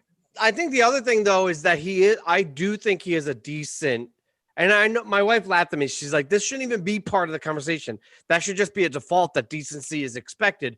But like people always talk about the mandate, right? Like when you have a landslide victory or an overwhelming victory, like they have a mandate towards something, right? And I think with this election, what I'm hoping for is a mandate towards decency, right? Is like, I don't agree policy-wise with 100% of where he is at, but compared to Trump, the decency level is just night and day. And I think what this election comes down to is a mandate of decency. Once we get decency as the baseline, then we can move on. The flip side of that stat is that of Trump supporters in October 2020, 71% are voting for Trump rather than They against didn't even have a Biden. platform. The RNC didn't even have a fucking platform. Their platform was Trump. Who the fuck knows what they like actually about that man? But the thing is he actually appeals to their base, which is disgusting. It's like in The Godfather when Pacino was talking about the Cuban Revolution and what's his name, Victor Lansky or whoever the guy was, Hyman Ross said, well, what does that tell you? And he said, the people who aren't being paid, the freedom fighters, are willing to die, whereas the soldiers who are being paid will run. Oh, Godfather 2. Yeah, Godfather 2. Well, I'm totally misquoting it, but that's the notion of it is what she's saying. If people are not voting for Biden, then they're just paid mercenaries. Nice correction, Wook. Well, I think. But is that a bad thing? Sorry, go on, David.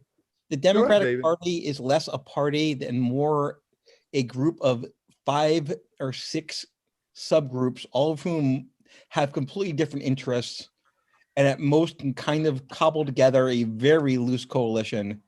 And all these groups are big enough that they don't show up, they can throw the election, but none of them are big enough to win the election by themselves. And it's really frustrating. That's why you need That's 5 100% parties. accurate. And that's why the GOP has a lot of strength, because they're loyal to Yeah, they have 2 groups. They have the corporate edge and they have the religious edge, and that's They're all no abortion. That's my stepfather, rest his soul. That was up, he Chad? Complained about that from 1970, whatever. Oh, Chad, just step in on this. It's fine.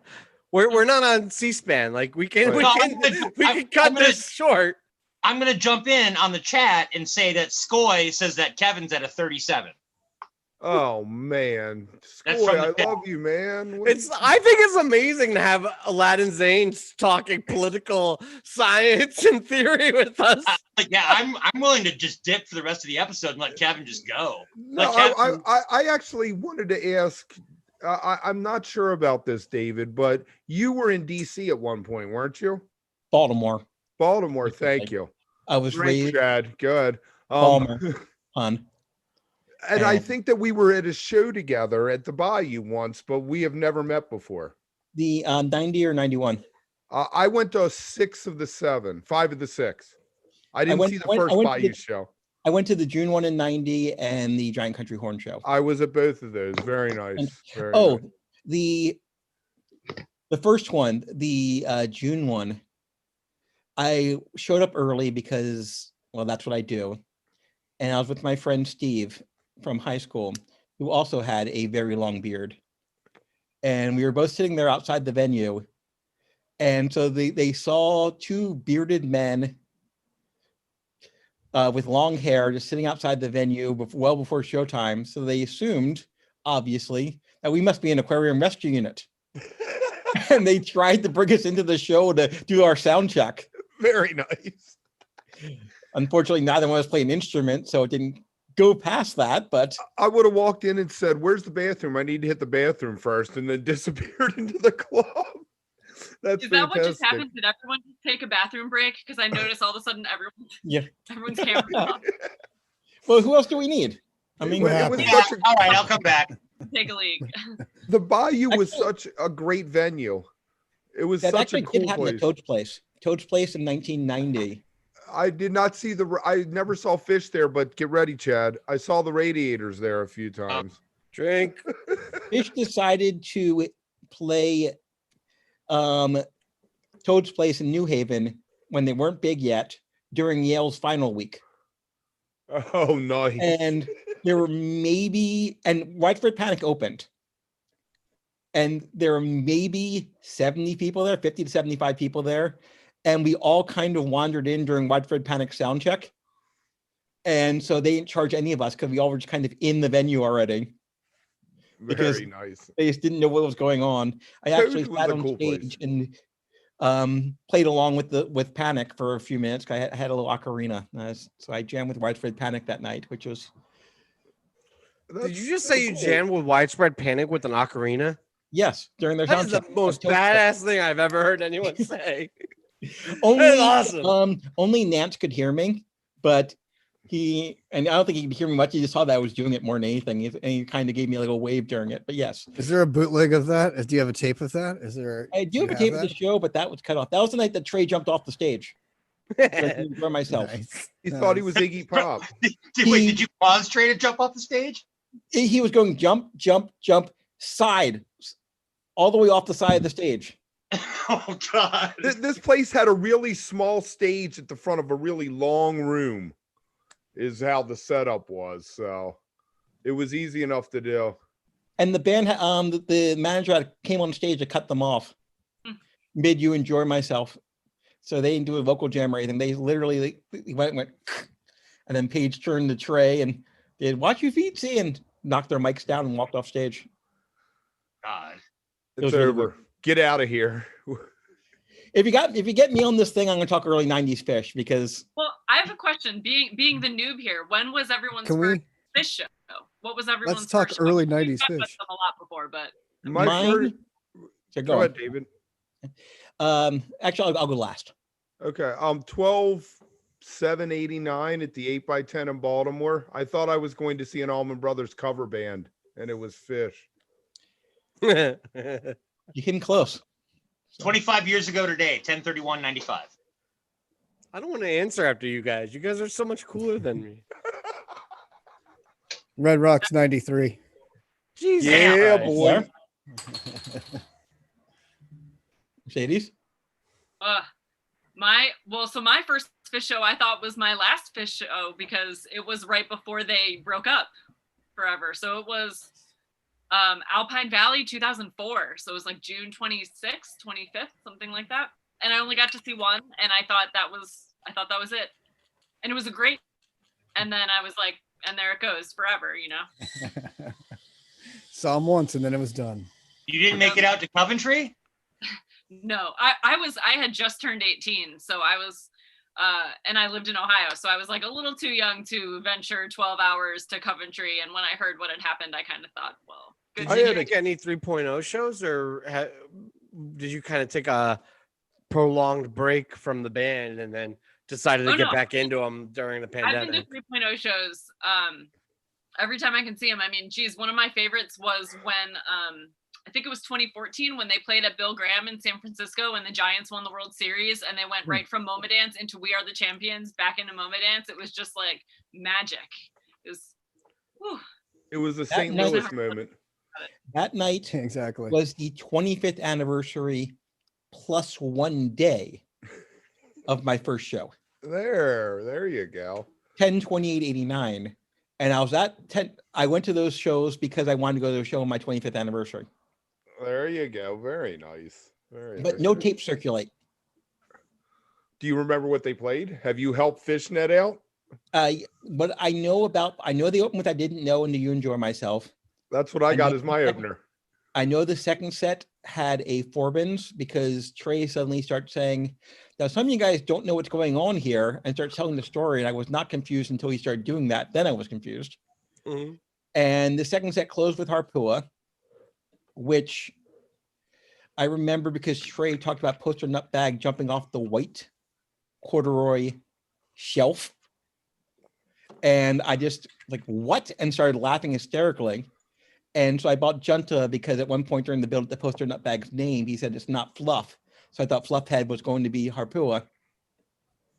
And it wasn't. And I didn't see it again for 3 more years, but. Nice. So what you got? There's also an article about it in the Bard Observer. So I went to Bard College then. So if I look it up on Fishnet, it will list some songs. It will list some songs. It's based on my recollection, and it's based on the article of the Bard Observer, which I read, and you have to get a few more songs out of that. But you know, I harass Kevin about it every year, and he always tells me, no, they weren't taping that night. But you feel like they were. More frustrating is 12/30/89, which is the night that I finally it really clicked for me for Fish. And why would they play that night? Well, the second set circulates, but the first set doesn't. And so I want to know what taper went to New York all the way to that end and didn't bother showing up for the first set. He was late, caught in traffic. Stuck in the Holland Tunnel. There's an inaccuracy in the set list, and it's all my fault, and no one can correct it. Because it says that the Fish played Fluff's Travels. And I can promise you they did not play the Fluff's Travels section of Fluff's Travels. but I did not know the individual parts then. And so I'm like, okay, they played part of Fluff. They used to play parts of Fluffhead individually. So it was Claude or something? It wasn't Claude. I would have known Claude because Claude was probably Who Do You Do, or we made a major mistake with our production. We got to talk to producers. We had Scott Marks on last episode, and David on this episode. I feel like we should have had David and Scott on together. We could have really dug in to these set list discrepancies and embarrassed me. Right, and then we could have had a trifecta like quiz, show. Oh, what? The first time you're on to something here. Are we ever going to see a Biz Archive Zizix podcast? Are you familiar with Scott? Are you guys friends? Yes, but the only podcast I will do is Lot Justice right now. Would you come back on here for a 3-way Jeopardy tournament between me, you, and Biz Archive? The problem with that is that there's no way I could win it. I could only lose it. Oh, you would lose. You would definitely win over me. No, I'm like the Washington Generals of trivia. That's what I'm saying, that either I win and everyone expects me to win, or I lose and then I get like seriously mocked. There's no way I can win that kind of competition. Right, because but if you lose, you just want to your reputation precedes you. Yeah. Have you guys been doing the fish trivia thing, by the way? What's that? I did the fish trivia. I saw you on there. Yeah, I've been doing something. Well, I haven't been doing. I'm very, very, very loosely affiliated with this. There's a oh God, what is her name? Missy. She's actually they've come on to the Wook Plus team. So I was just gonna say, let's give a shout out to Missy. Yeah, Missy, Steiner, and Baker do the after show for Wook Plus. So we do the pre-show, they do the after show, and actually the next fish trivia will be on our channel. So you are loosely affiliated with the same thing that we are loosely affiliated with. So what I've been doing for that is I have decided that I'm going to do early 90s trivia. And the last question I got, someone afterwards called me a trivia bully for my question. That's what I make young Ryan do. I make young Ryan. I'm like only one point question. He's not young Ryan. He's just Ryan. He's young Ryan. When we get more me. Ryans, he'll be young Ryan. It's just young Ryan. Right now. I wanna have a David, Ryan, Scott. Ooh, yes, exactly. Trivia contest. I think and that David, would be because the rest of us will just be here like, what the fuck are they talking about? Like, I just the 19-year-old would win. When you say early 90s, what's your cutoff to early 90s? What starts like mid 90s, 95 or 94? Halloween 94. Like I have a noob cutoff. That if your first show, I used to say my noob cutoff was if you didn't see Fish before summer 94, you were a noob. Okay. That's when they moved. I just made that cut. Okay, good. But I changed it because my wife's first show was in early fall 94. And I couldn't do that to her. So I changed it. You moved the goalposts. I changed to say that Halloween 94 was the cutoff. I can't control when I was born. It's not my Were you born in 94? Right. No. I was not. I was like, holy shit. I was born in 85. So essentially, like, Fish started playing and I was 4 years old. So of course I couldn't be there from the beginning or be at the 90s shows. But you got in when you could. I'm in my 50s. I'm like, I have like, if I get corona, I die. David won Boomer of the Year, and he's not even a boomer. That's how I'm still mad about that. But that would have been really funny if we pulled it off, but it was just awkward the way it didn't really come together. And I worked so hard on the introduction. You didn't give me a deadline. I know, I fucked it up. And I was in a bad COVID headspace that week because that's right when RBG died. And I was like, oh, we're screwed. This is all over. I wish we had a talk because spider sense was tingling, and I was looking to see how to get out of the country. And we should have talked because I had a great idea for the two of us to do an introduction and response together, but I didn't want to bother you. Well, it was obviously a tough time, and I fucked that up, but it was meant with love. It was kind of like a fun joke. No, I'm not actually that mad. It's just most of my friends, my internet friends who I did not meet through Fish, I met through a news group called Alt Society Generation X, and they all disown me if I didn't push back against that. Well, Wook Plus is half Gen X. No, now it's what? It's 3/5. 3/5 Gen X. So overall, we support you. Me and Llama are the That is only the most Gen millennials X in the thing. group. Winning the Boomer of the Year is the most Gen X moment ever. Right. Yeah. Well, that's why it was going to be a brilliant setup, right? Yes. Like, when you come in and be like, they forgot about us, but that's standard. It broke my heart because I thought I would win it, but there's a rule that Wook Plus people can't win Wookiees unless you're Except Chad. for me. So Yeah, do I Chad get won the WAP. something? It's like, is it like still like this Unless you have a WAP. delay, like on the way to me or something? Like I have not received any award for this thing. Oh, you don't get Oh, anything. it's still in the mail. Okay. No, it's still Yeah, in the no, mail. it's in the way mail, our but- mail goes. Yeah. The way Joy our fucked mail up our goes. postal service, so you'll get it in like 3 years. Yeah, it's the USPS's fault. It's not ours. Yeah, Kev, shut the fuck up. Blame the Joy. That's right, man. Check is in the mail. Oh, by the way, I need to make errors and corrections on the lot. When I said earlier that Skoy was saying that Went was a 37, he was actually referencing that we had 37 viewers at the moment. Oh, wow. Pushing 40. Look at us. Yeah, look at us. Woo! It's all Mercedes, though. Oh, we're at a solid 40 right, now. she drives traffic.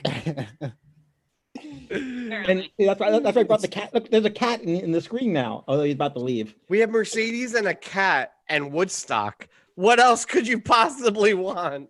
Baby Yoda! She's watching, and my boobs look amazing. So maybe that's why we're pushing 40 viewers, guys. You're That's, welcome. I mean, seriously, can you tilt That's the at camera least down a 38 little? of We'll the get up to viewers. 50. I know. I broke out my Halloween thrilling chilling costume solely so I could compete with Mercedes since I'm wearing a tank top, but there is no competing. I mean, it's an unfair competition. There's never going to be You competing. guys are ready for your exam. I'm ready. Oh, yeah. We're ready. We're all ready. Definitely. We're going to bend over. Although I did just get a text, That'll someone peak our explaining it that numbers. she is watching for me and not for you, Mercedes. So Oh, thank God. Good. other 40 watchers or viewers are all for you. You are, but one is for me. So I feel loved and honored right now. See, I trick them with the looks, and then I talk politics to them, and then they just turn me off. So it's fine. My mom's watching, but she heard Mercedes was on, so. My mom might be watching too. So That's why Oh, I'm- language, Hi, kid. Mom. Hi, moms. I mean, that's Happy why I'm on Halloween, now. moms. It's like, oh, Mercedes is on? Okay, cool. Then I'll join. You know, Tim hates me because he has his kid there, and I'm like the F word, and I'm like, oh boy. My wife just handed me Evie. And then Mercedes like, bend over. And she's like, give her back. You're going to rewatch this. And it's like a really fun timing of the whole thing. Mercedes, the Hobbit himself in the YouTube chat says, I went to high school with her. She's a stellar human. yes, So we did. if you know Hi, the Adam. Hobbit himself. Oh, Adam? Okay, hi, Adam. Hi, Adam. Adam. Shout out to one of our followers, listeners. Oh, to Viewer? answer your question, back at when I joined, either loaded or remain in light. There Yeah, you I go. think that's a consensus. I never did actually answer the Wow, question. that was a great 30 comeback minutes around wasn't- out of nowhere, too. That was one of those, what jam are we in? Oh, shit, we're back. Oh, we're back. All right. That fucking conversation went type 2, man. We went type 2. Wait, Oh, is this boy. the Envoy? Sorry. Yeah, it is. It is. Exactly. I mean, Wook asked me an hour and a half ago to talk about 1031.95. We still haven't gotten to that yet. But Yeah, Well, tell us about I 1031. Tell You us passed about it off, though. You quadruple graciously passed it, and then it just never came back to you, Chad. That was- Actually, wow, I you were too need nice. to excuse myself for a minute. So, Chad, just vamp for a few minutes. David and Travis, you guys fill in as needed, and I'll be back in a minute. All right. But All Kevin right, didn't Chad. talk. So, Chad, I tell can us tell you my about your favorite first thing show about at Halloween. okay, I will. This is really fun. I went over this with Llama the other night. We were trying to do an oral history with me and my brother. And then I was there. Yes, I was just about to say you kept interrupting while we were trying to talk about our first show, and then you just kept jumping in. Just now? Just like you did just now. Yes. And okay, so obviously I did not know. I walk in, they're playing Iculus, and I have no idea what's going on. And I turn to my brother and I say, "Is this the opening band?" Honestly, because I had no fucking idea what I was getting I thought into. you said, have you read the book? I did not say that because I had no idea what that was. I said, "Is this the opening band?" And then we actually asked people around us. They're like, "No, this is Fish, you fucking noob." And I think it was actually David that said, they called me a fucking noob that night. Oh, he wasn't there. That's right.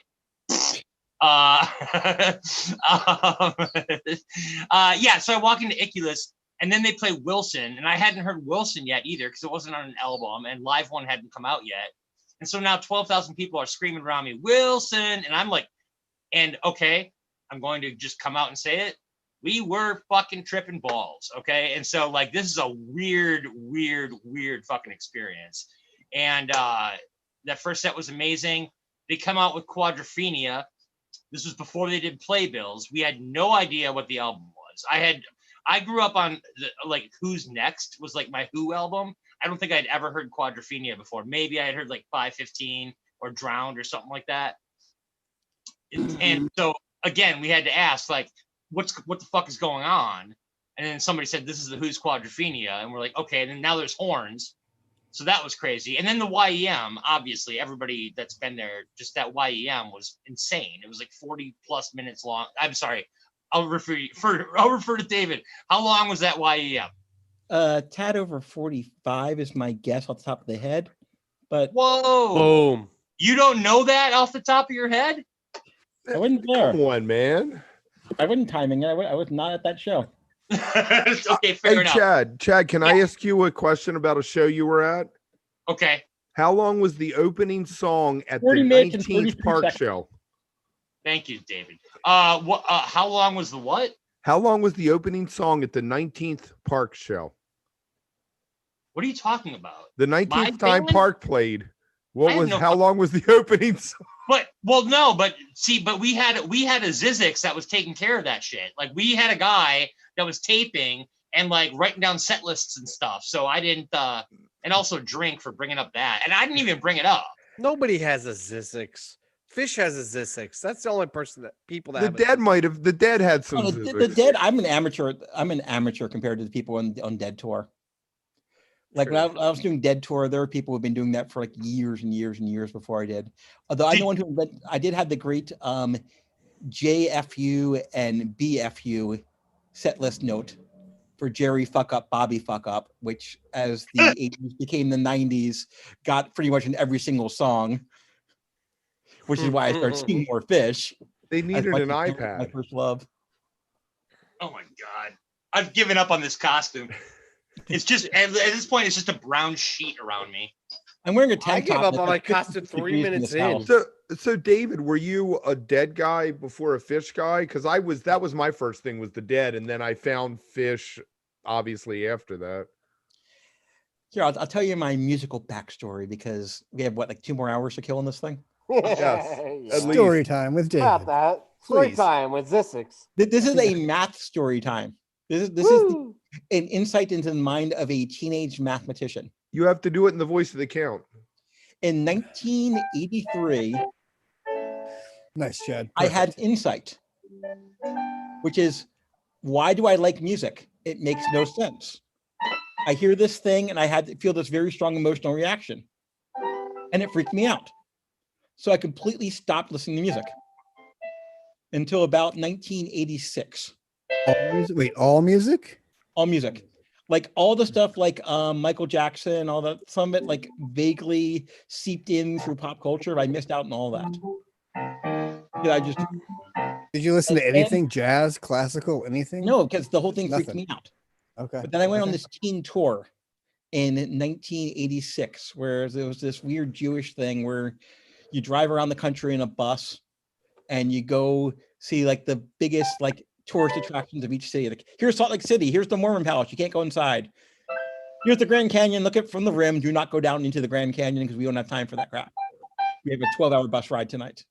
Here's Vegas, congratulations, you guys are all 17, you can't do anything. We're staying in Circus. You can maybe figure out something to do. And because I had all these 12, 13-hour bus rides, that's actually where I saw Zizix Road, was on this teen tour on the drive to Vegas. I was going to ask you that. Okay, sorry to interrupt you. I was going to ask you if that's what that's from, but yes, I'm glad you brought that I up. saw Zizix Road on this teen tour, and I thought it was hilarious. And you know, off that road, there's Isaac's, but there's a famous old hot springs and like thing off that road, apparently. Okay, yes. Just so you know, if you go on the internet and you call yourself Zizix, People tell you this. They tell you the road and Travis everything. thought Like, he hey, was the dude, do you know first that one. No, I was like, I just saw this thing on California Gold with Hugh Howser, which is that thing we talked about that fan. I've been there many times actually. But just yeah, because- there's this whole thing out there. And by adult life, I've gone there a few times. I've actually gone to downtown Isaacs, California, because they actually finally paved the road and like you can actually drive it. But when Nice. but you're on these 15, 20 hour. But wait, where did the name come from? That's it. You just drove by and you're like, that's it. I'm taking that name. That I saw that, and then I wrote this really stupid story for the school newspaper because they were trying to fill space because they decided they would be weekly, and the school had like 800 students, and so there's not enough stuff to happen weekly, so they had these pages that just needed to be filled, and so I wrote this really goofy, like the morning coffee type thing. That's where I honed that skill. I wrote a review of a cafeteria contest as though it was about the Marxist revolution. That style of writing I honed from writing for the Bard Observer. But I wrote this 23-part story that's actually online on my website that only pretty much makes sense to me. And in it, And you were how old? what was this? Gotta be 91, so I was about 20, 22. My God, I was even old then. And I was only around 21. 1920. And in it, I started using Zizix as a joke, pretending that was really my nickname, even though no one ever called me that. And I wrote, so I started using it like Batman uses Batman, like bat this, bat that. I was doing Zizix this, Zizix that for everything in my story. And so it never actually caught on. But then when I started using the internet, I kept, hey, come with an idea. Well, I have one built in. And that's where that came from. Very and nice. moving though, I was on these very long drives, and so I had to do something. So I started getting back into music just to kill time on these very long bus rides.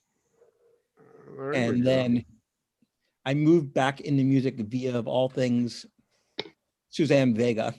I love her. Solitude Standing.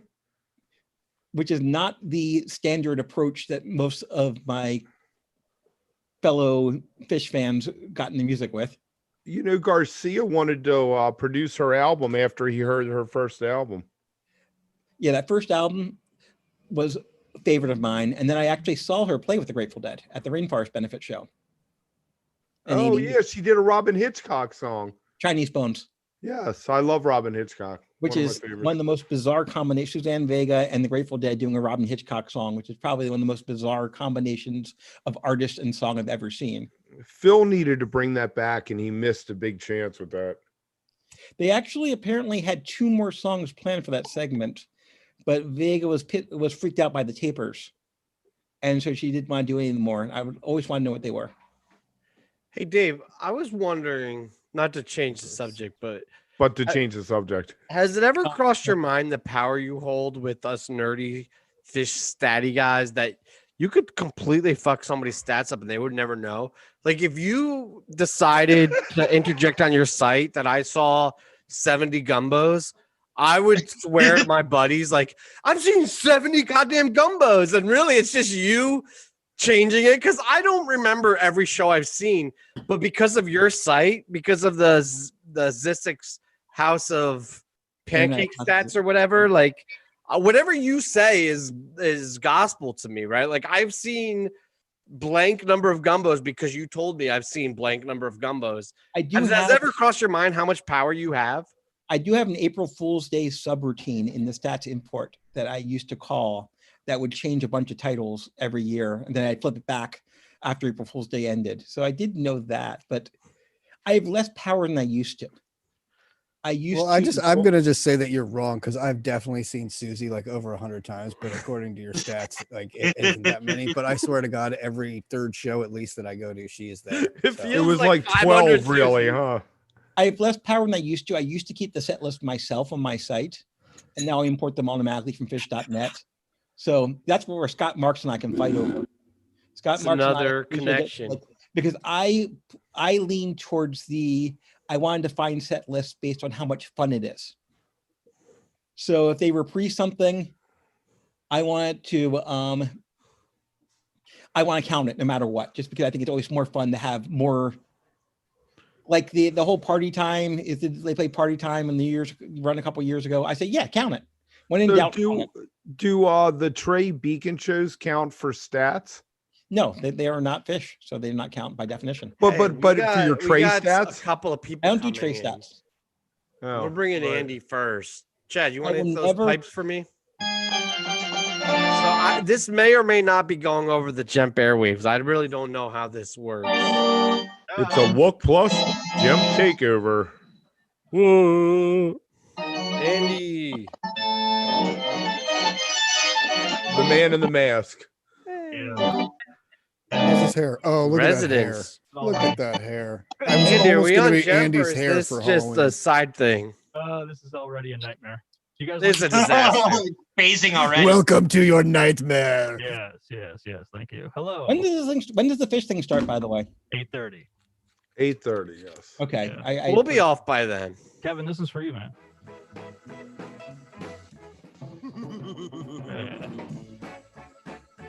I asked him to play Sam Sham in the Pharaoh's Haunted House. It's my favorite Halloween song.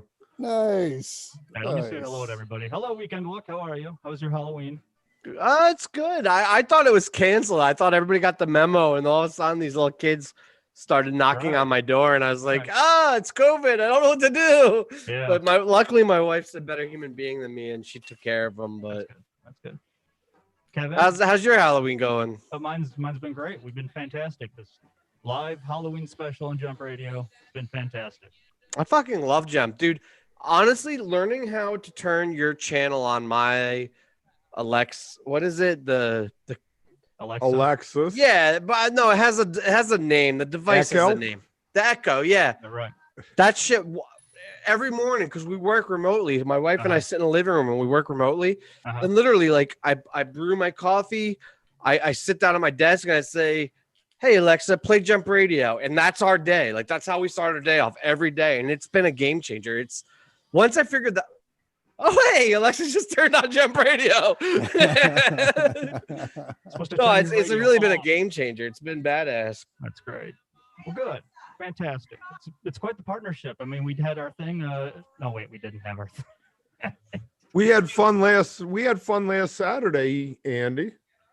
Yeah, we I sure think did. we can announce some guests. Do you want to announce guests, or do we No, want to keep no, people no, guessing? No. See, we made a cardinal mistake. We don't announce anything until we know for like 99.9% sure that it's actually going to happen. I got By the way, hard can you commitments hear for me? your Is this show, okay though. with this evil voice. You digging this? I dig it. Okay, all right. I like it. It sounds like when I hear people on nitrous, like it's your nitrous filter. And If you you're have all the tuning in now, you're answers. on a bad trip. Welcome to Wook Plus. The song, do you guys hear this? Is called Die, Die, Die. It's by the Residents. Die, Die, Die. It's- Andy, have you met Mercedes? Oh, I guess, okay, all right. Or Yeah, Mr. let's talk to Timer, the guest and Mr. not the Zissix? noodleheads. All right. We're going in order. Kevin, hello. Okay. Hey. Chad, how you doing? Hi. Okay, all right, yeah, hi. Mercedes, how are you? Nice to meet you. Oh, good. Nice to meet you too. What are you, a nurse? I am the cover of the Blink 182 album. Oh, you're right. Okay. Enema. Hold on. You Enema. would have got it. You would have got it if I had Ah, this. there, yeah, the gloves. Yeah, You the didn't have gloves. You just need is to what- hold your hand like that the whole time. Right. It's Yeah. quite COVID. All right. Hey, I gotta bring Steve in. Andy, you gonna hang out for a little bit? Yeah, actually, I'm. Why don't you just? I mean, I got. By the way, hi Andy. It's nice to see you. Hi, hello, thank you. That's Travis, aka Woodstock. Right, David. This is actually David's second time being on Jump Radio with me. He may The not ghost remember. Yeti is hidden. What was the first time? You don't remember? Which You one was were Jump on Radio? pilot. You were. Hold on, I got to use normal voice for this. You were on the pilot edition of Maybe So, Maybe Not, a trivia thing that I did, and I believe you got the lyrics to Down with the Z's wrong. Oh God, that thing. Oh yeah. that thing. Oh, you're that asshole. Yeah, Hey, I'm that Andy. guy. You're right. I actually right afterwards, Uh-huh. I let Tom know about that. Yeah, and what did he say? Well, I told him that he wrote the lyrics to Down with Disease wrong, and mine were better, and so therefore I should have been right. Right. Okay. Classic. Well, I think now is a good time to bring Steve on. Yeah, let's bring Steve on. That's a good point. I should get Tom an open invitation. Yeah, I'm gonna If he get ever back wants to to my join. Listen, I'm gonna get back to my show. I gotta do my thing. You guys do your thing. I don't want to, take up any more of your time. Thank you for having me on for this historic simulcast, Jump Radio Wook Plus simulcast. Yeah, dude. Happy I Halloween. love you, Happy Andy. Halloween. Love you, And Andy. for You're every- the man. All Andy, your listeners, listen, they should Andy. know. I'm looking forward to Andy Michaels live simulcast on Wook Plus, and very, very soon we'll be announcing some major guests, some big, huge guests. Hopefully in a better situation. But Celebrity have fun deathmatch for the rest of your guest. show. That is, of course, if the world doesn't come to an end. So you know how I'm supposed to have this best fish show bracket starting on the 4th. If Trump wins, fuck you guys. I'm not doing my bracket. He's doing the Marvel bracket. If Trump wins, it's the Marvel bracket because we're going to need a superhero. It might be the Marvel bracket anyway. Fuck you guys. I don't care. That All definitely. right, Andy. I love Get you. back to your show. Love you, Halloween, Andy. Andy. Love you too. Bye now. Bye. Chad, give me some pipe organ. Let's bring in Steve. Give me a foot of lit pipe, baby, though. Next up on the lot is Steve Vega. Community organizer and net weaver. I don't know, man. Come on. I did it 12 times, so I know what.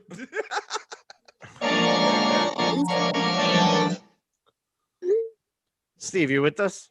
I'm here. He's hidden.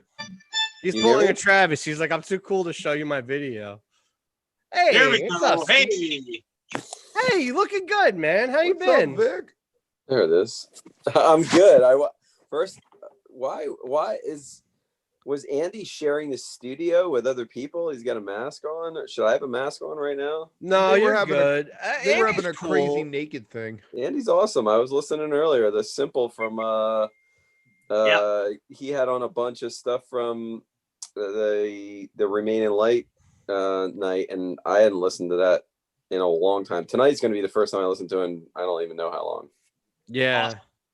We were doing this weird simulcast thing, and I don't know if it worked or not, but apparently we were on Jemp, and Jemp was on Wook Plus, and it all came across. I don't know. Nice. So- I don't think I've ever gone. I don't do many Zooms. No, I gotta say this is way better than your first appearance. You came on the very first lot, and your connection was shit. And I mean, all of our connections were shit. We had You no know idea what? we were doing. You're the only guest that's ever been on the show twice and didn't get an introduction. Well, That's amazing, Kevin. That's Kevin. That's Stats, amazing. baby doll, stats. That is a fucking brilliant Hashtag stat. stats. We got to make Steve a fucking special introduction. I mean, I thought there'd be some sort of tweezer like. I even asked you. I said, "What do you want to be referred to as, Mr. No, you Vic? did. Or what is it?" No, you did. You got the tag right. Actually, we were just looking at that profile, and I'm not sure if I should change it or not. Everybody, you're supposed to be honest in who you are, and I sort of feel like that's who I am. Well, you're pretty authentic, though. I mean, you are the person who you are. Some people love you, some people don't care for you, but I mean, like, that's fine. You are who you are. You're authentic. I'll give you that much. It is what it is. So you got is everybody well liquored up? I came in pretty late. Yeah, I mean, at this point in the night, at 7:53, we're in good shape. I drunk and I half drank a naked. seltzer. For me, that's the equivalent of like an all-night bender. Nobody asked what I was drinking, so here you go. Heller High Mango. Oh, love that. Okay. Steve, have you met Mercedes yet? No, we have not. Hello, Mercedes. Oh, nice to meet you. I see you're drinking Yingling, and I'm a little bit jealous. That's one of my favorite.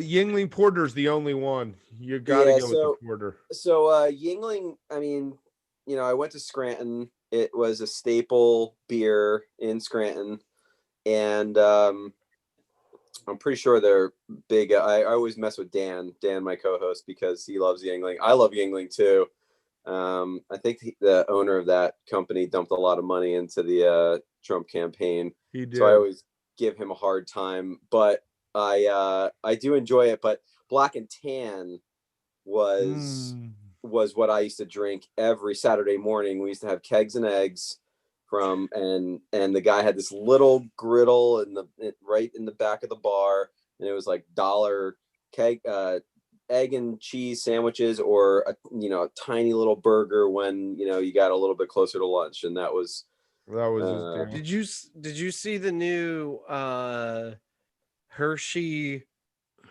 mock-up or mix-up they're doing with Yingling? No.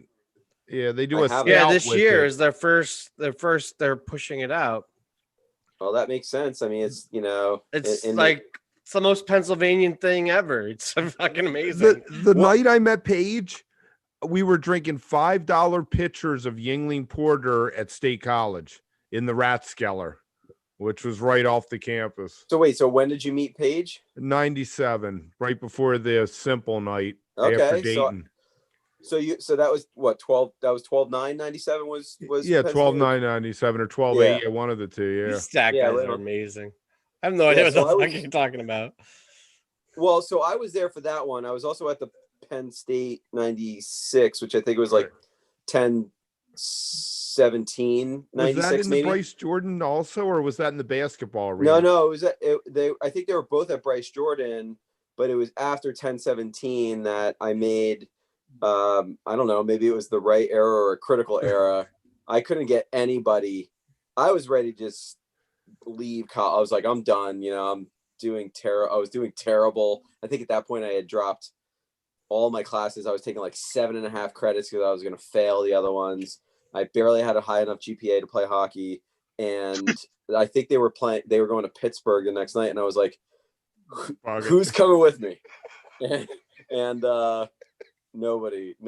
So I went back to college. Yeah, I met Paige, and whoever was with him said, why don't you get a picture? Because he wanted to end the encounter with me and my two buddies.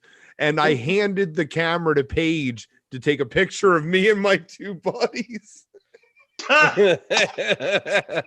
So go ahead. Is that I got a meeting Paige story, which is kind of funny. It was like 4 a.m. after party of SNL, and I had a CD in my pocket of my band that I was trying to promote. And I walked up to Paige, who was sitting in a booth, kind of lit at this point. It's 4 a.m. I said, hey, man, it was winter, so we had an overcoat on. I go, you got big pockets? And I think he took me completely the wrong way, because I was trying to give him a CD to stick in the pocket. And I'm like, hey, man, you got big pockets? He's like, it's none of your fucking business. Yeah, I mean, at that point, he was definitely medium rich or, lower medium rich. Yeah, I just wanted him to listen to my damn CD. I just asked the question wrong. Well, so hey, man, you got deep pockets. My Paige story, I actually wrote about it in my book, but it's been out for 6 years now, and so probably everyone. You want to plug your book, David? What? You want to plug the book? You can plug your book. We got like 40 people watching. It's cool. This 55, is all wonderful. 55. Available on Amazon. At one point, it sold well. Now it kind of doesn't anymore. But hey, I talked over the name of the book. I'm sorry. Say it one more time. This has all been wonderful. Yeah. Available in one place. Everywhere. But in 1980 or 1990, they released Lawn Boy at a release party at a show in Massachusetts that I did not attend, but I did attend a show at UMass a week later, and they had one copy left. And I begged, I drove all the way from upstate New York, please sell me the last copy, and they did. And unfortunately, I seem to have lost it in the last couple of years. I'm really mad about it. The cover is completely different. It's just basically like a rubber stamp that says Lawn Boy. And the one problem with Lawn Boy that no one really thinks about very much anymore is that it's 46 minutes long. And I was making copies for everyone because it wouldn't be released on CD until October, and this was in February. And what do you do in the era of XL2s with a 46-minute album? It was that's tough. It was just long enough that you either had to have a lot of empty space or you had to cut off a song. I mean, the 100-minute tapes hadn't become a thing quite yet. You need a just to explain to the audience, the Max L XL2 is 45 minutes per side. Per side, yeah. So the question, and the thing about tapes, for those who did not get to experience that wonderful technology, Okay, boomer. is Sorry. that don't go there. Is that okay, Gen X.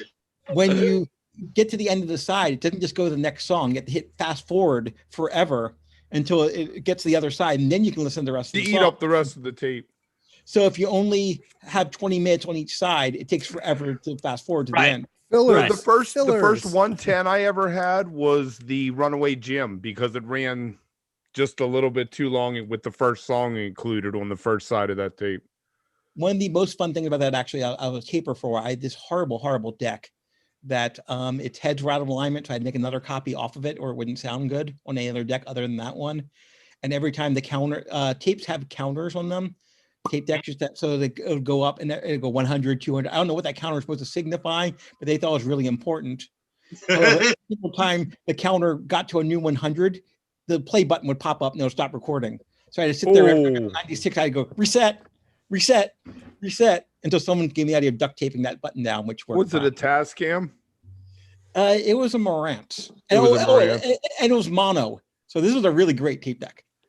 But anyway, but the challenge though was always when you're taping on analog tapes is, oh crap, this set's going to go on for about 84 minutes. When do I do the flip? I always flipped early. I always did it early. But yeah, I did that once, and then I started rooting against in '93 in Denver. Boulder. I started rooting against the set. Please end the set. I only had like 17 minutes of tape left. I always had the extra blank with me, so if I had to throw the encore on a tape by itself, fuck it, I'm spending $150 to get the encore. I was making $720 a month. I was lucky I could afford the blanks I could. I appreciate that effort, Kev. People like me I think appreciate Kev that and extra David effort. could have an interesting like documentary podcast. Anyway, get to back to Page though. So I spent 7 months of my life desperately trying to make people copies of Lawn Boy and figuring out what to do about this. So, Chad, keep the music. So I run the page before a show. I don't remember where this was, but I ran the page before a show, and I'm like, so Paige, I have a bone to pick with you guys. Your goddamn album that I've been taping for everyone because it's not for sale anymore. It's 46 minutes long. You're making it really hard for me to make illegal copies for everyone. I'm like, so what'd you do? And I'm like, sometimes I put in fill, or sometimes I cut off Lawn Boy. Wait a second, I sing that one. And he walked away. And at the end of the show, I'm like, this was at the Chance in Poughkeepsie. At the end of the show, I see him. I'm like, I joke and say, hey, Paige, buy me a t-shirt. He's like, no, I don't buy t-shirts for people cut Lawn Boy off of tapes. And I'm like, well, it's 46 minutes long. What about Oki Pa? Oki Pa you cut that off too, and that would work. And I didn't have much of a. And a year later, at that Bayou show I was talking about earlier, Paige does that to me again. I asked him for a request. Like, I don't take requests for people cut Lawn Boy off of tapes. He remembered. So that's my Paige story. Is that he was mad at me for cutting off Lawn Boy. That's awesome. That's probably why they jammed it out on Jam-Filled Night in the Baker's Dozen. He was probably like, "Oh, fuck you, this. We're gonna jam this out. You'll never cut this off of a recording." This on one tape, bitch. Grudge. That Paige McConnell holds a grudge. Yeah, man. I get that from him. I get suburbia rage and holding a grudge. That's the vibe I get from Paige. So I actually want to tell a story that relates to Mercedes' new project. What was Mercedes' new project? Remind everybody. It was the tarot cards, right? Yeah. Yeah. So I did 101 different album cover recreations, which you can see on my Instagram, and that was really fun. That ended a few months ago. I took a little bit of a break, and then just the last 2 days I started doing tarot cards. So you can check those out. And that leads into David's story, which I've been waiting to hear. Actually, I'm excited that's about it. Can I ask a question about the tarot Sure, cards? let's just derail this, Kev. Well, what a All quick right, we're not question. on schedule or Is there a specific deck you're using, or is it just you're recreating what you feel like they look like? That's a great question. I've been using a couple different decks for inspiration. So like the Rider-Waite deck, because it's a classic. I also like Moonchild Tarot, which is a really cool one as well. And then I have the Wild Unknown, which is different because it doesn't really use people imagery as much, but it's a really cool deck. And then I've really just kind of been like letting myself read about it and like get inspired about what the card means and learn more. It's a great way for me to get to know tarot better. I pretended to be a tarot card reader at one time. Oh, cool. Yeah, Oh, I'm that's not fun. here. I'm just like fascinated by them, and I would like to get to know tarot better. So this is a great way. It's cool. It is. Yeah, Can we talk to a tarot card reader? I feel like I meant to have a guest on that was gonna do fish tarot cards, but we never booked it. Well, apparently Kevin can bullshit his way through it and fake it, so we should just have Kevin do it. No, there's somebody out there that does fish tarot card readings. Like that's like her gimmick. You should have her on and invite me back, please. I would love that. All right. Awesome. Maybe for the Christmas lot. Yeah, right. The Christmas lot tarot cards. Well, that's So what you- fish is you- doing, right? This is all just gonna be holidays there. It's going to be like Bad Santa on the lot. No, I'm gonna tarot bring a cards would be great, like a New Year's tarot card. Then we could see what's ahead for the next year. No, well, Oh, all right. Let's stay focused. We need to get Dave's tarot card, and then I have more Yes. questions for Steve after that. Yeah, Vic has barely talked. So. I know we brought Steve on, and it's I'm probably like, it's better that I don't talk. In fact, it's better if anybody that's a male not speak at all. all right, Mercedes, it's all you then. But hold on, Vic. If you want to give me that responsibility, I will do it. Hey, What Vic, Go, I'm girl. sorry. Go ahead. Go ahead. Go ahead.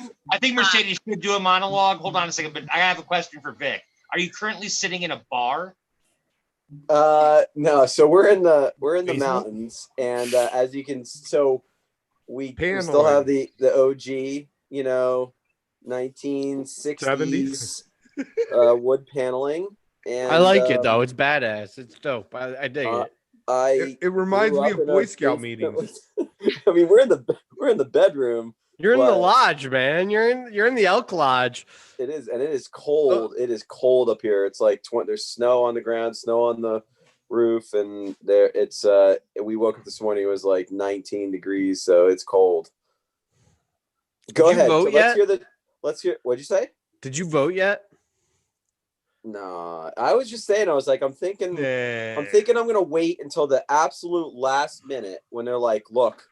Good. No, We in really Pennsylvania, you got to vote on Tuesday now. We really need you to come out and vote, Vic. If there's one vote, it's going to tip Pennsylvania.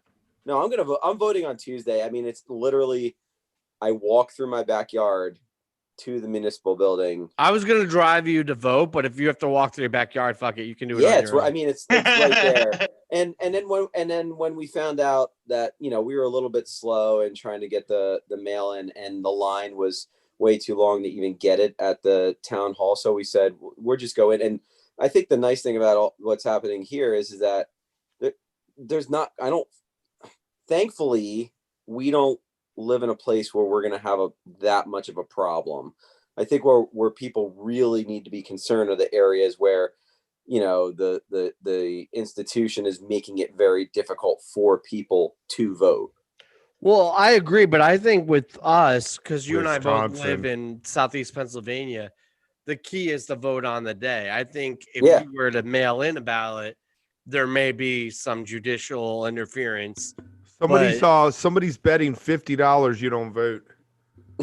The I Vic? mean, I'm gonna vote, Better and I'm fucking voting vote. for Biden. See if I ever come on your fucking show. So again. I should take this bet with this guy in the chat so I can make 50 real quick. At least you should make that.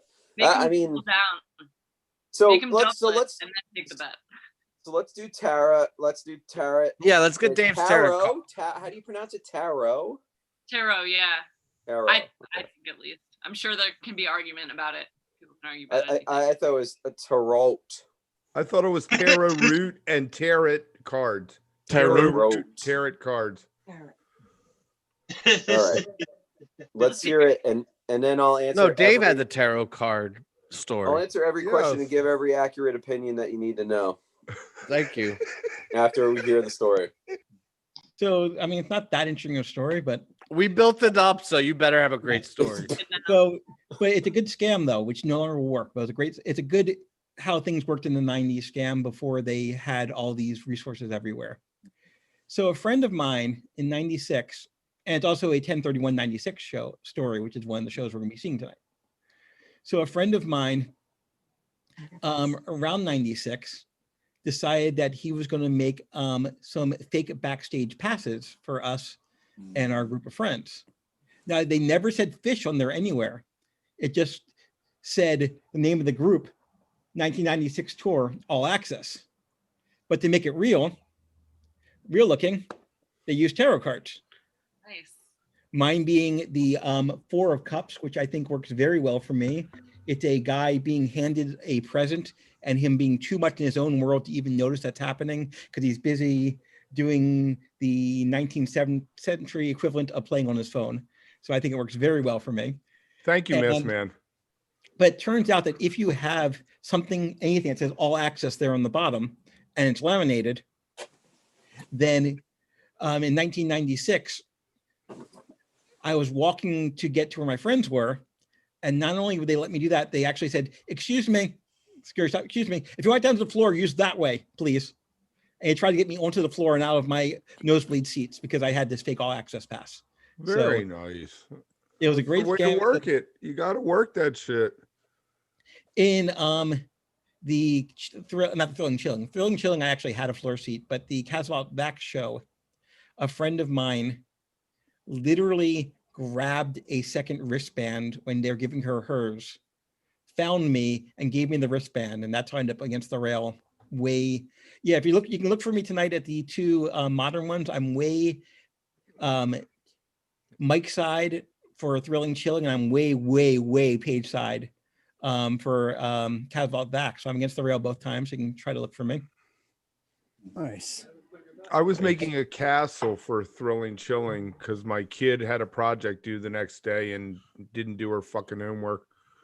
Kids, man. I will say I was nowhere near the rail for Kasvot, but I did run into Tom Marshall before the show. That was my one. Oh, you got your picture. That was my picture. Yes, that was your picture. Yes, from the Travis, Bowie show. good I ran man. into him just walking around back like before the show. I was like, Tom, and he's like, hey. And I don't know how everybody else feels, but I'm not a fan of wanting to meet the band. What if they had a bad night and they're an asshole and you're like, fuck you, dude. I want to meet the band, but not at a show. Like, I just want to hang out with the band, like on an off night. Show night, it's like, do whatever your ritual is to give the best show. You know what I mean? Like, I don't want to get in their heads on a show night, but if it's like tonight, you know what I mean? Like, where it's like not on a show night. Yeah, I'd love to hang out with those guys. Kevin's not on a show night. Kevin's making the never meet your heroes argument. Yeah, but no, I've actually, as someone who has back in the day spent time with all four of them, they're great people. I love all four of them as people, even if they were not musicians. And I would say if you get a chance, meet them. They're actually pretty cool. Like, don't get in your face when they're trying to do something, because no one likes that. But if they're just kind of chilling, I merely this is all in the early 90s when there were like 7 people doing this, not now when there would be 10,000. But they all are good, interesting people. So, Steve, you've hung out with most of the bands, right? I think all 4 of them are douchebags. Thank you. Thank you for validating my life. And let me tell you, you probably are doing better not meeting them. I mean, you know, they're super I can't tell if you're being capitalist sarcastic pigs. or not. I think he's being truthful. I mean, well, okay, so maybe me, but I've had nothing but. I mean, I'm someone who's banned from the front row of Fish shows for like a decade, and still I'll say I had nothing. But again, read my book. This has all been wonderful. Copyright. I have a buddy. We were in Jazz Fest the year Oyster had played. We went down from our condo to get coffee. A couple hours later at the festival, this guy, his buddy of ours, comes up. I brought Trey by and you guys weren't there. I met him in the street and told him I'd smoke him out. So I'm like, well, at least he'd be cool enough to come meet a bunch of fucking randos in some condo in New Orleans, you know? But maybe Steve, he was did you hoping to genuinely party. think they were douchey, or did you have a good time with them? So I'll tell. So there was one story about taking a picture. Who told the story about taking a picture? Paige said, "Here, take a picture." So there's a picture of me and Trey. It's kind of grainy. It's from right before they went to Hampton in 2009. And I put it up on Twitter. I got the tip that they were practicing on in New York. So I walked across, went downtown, walked across, waited outside in the freezing cold. And everybody had gone except for one other guy. He's like, "What are you going to do?" I was like, "Dude, I didn't stand here for 5 hours not to meet these fuckers." So Trey, Mike, and Fish come out. I walk very fast to the corner when I see them, and they're on the corner, and I'm talking to them, and I was like, "Hey, blah blah blah, yeah yeah yeah." I was like, "Could I get a picture?" And Trey's like, "Who do you want to get a picture with?" I was like, "I got to pick one." And he's like, "Why don't you take a picture with John?" He's like, "Nobody ever wants to take a picture with him." I would love to take a picture with John. So I was like, Dude, that would be my first choice. So I was like, if I got to choose, I'm gonna pick. I want a picture with you.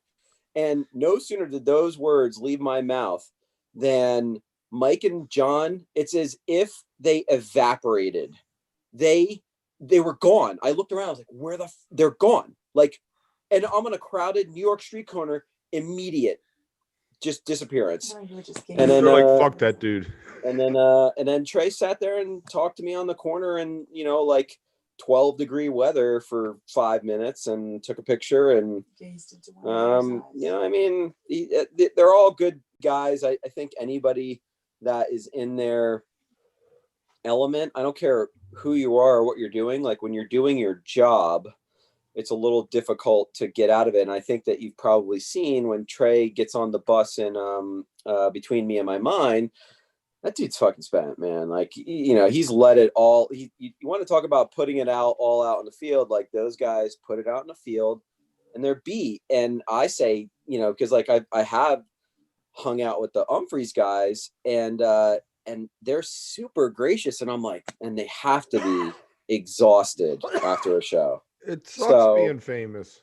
It sucks having people chase after you because you want to love them. You're like, all right, you. It sucks, but it sucks. No, Kev, it sucks being a blue collar, like working 70 hours a week, making $15 an hour. I'm saying it sucks being in Fish. It's on a metaphysical level. The I fact get what you're saying, but like, let's just be real. Like, it sucks being in Fish. Like, it doesn't. You have really to give suck. something up. You have to give up a piece of yourself in order to do what they do. You have to give up. I get something it, in but I'm yourself. just saying, let's be real. Like, it only kind of sucks to be in Fish. Well, so that's why. Somebody new came in. Oh yeah, so I have two more things that I really want to hit. Boy, if I'm going to maintain order on tonight, there's two more things. Really, no, everybody has their pants on. We got 10 minutes, so there's not too much order to maintain. No, so the first thing I want to do is introduce, in case you guys haven't talked, the initial Wook of the Year to the current Wook of the Year. Vic won the first ever Wook of the Year award, and Skoy is the current in the second annual Wook of the Year. So I wanted Skoy to come on so you guys could say hi to each other. We've never met, so congratulations. What's up, Steve? Skoy, my man.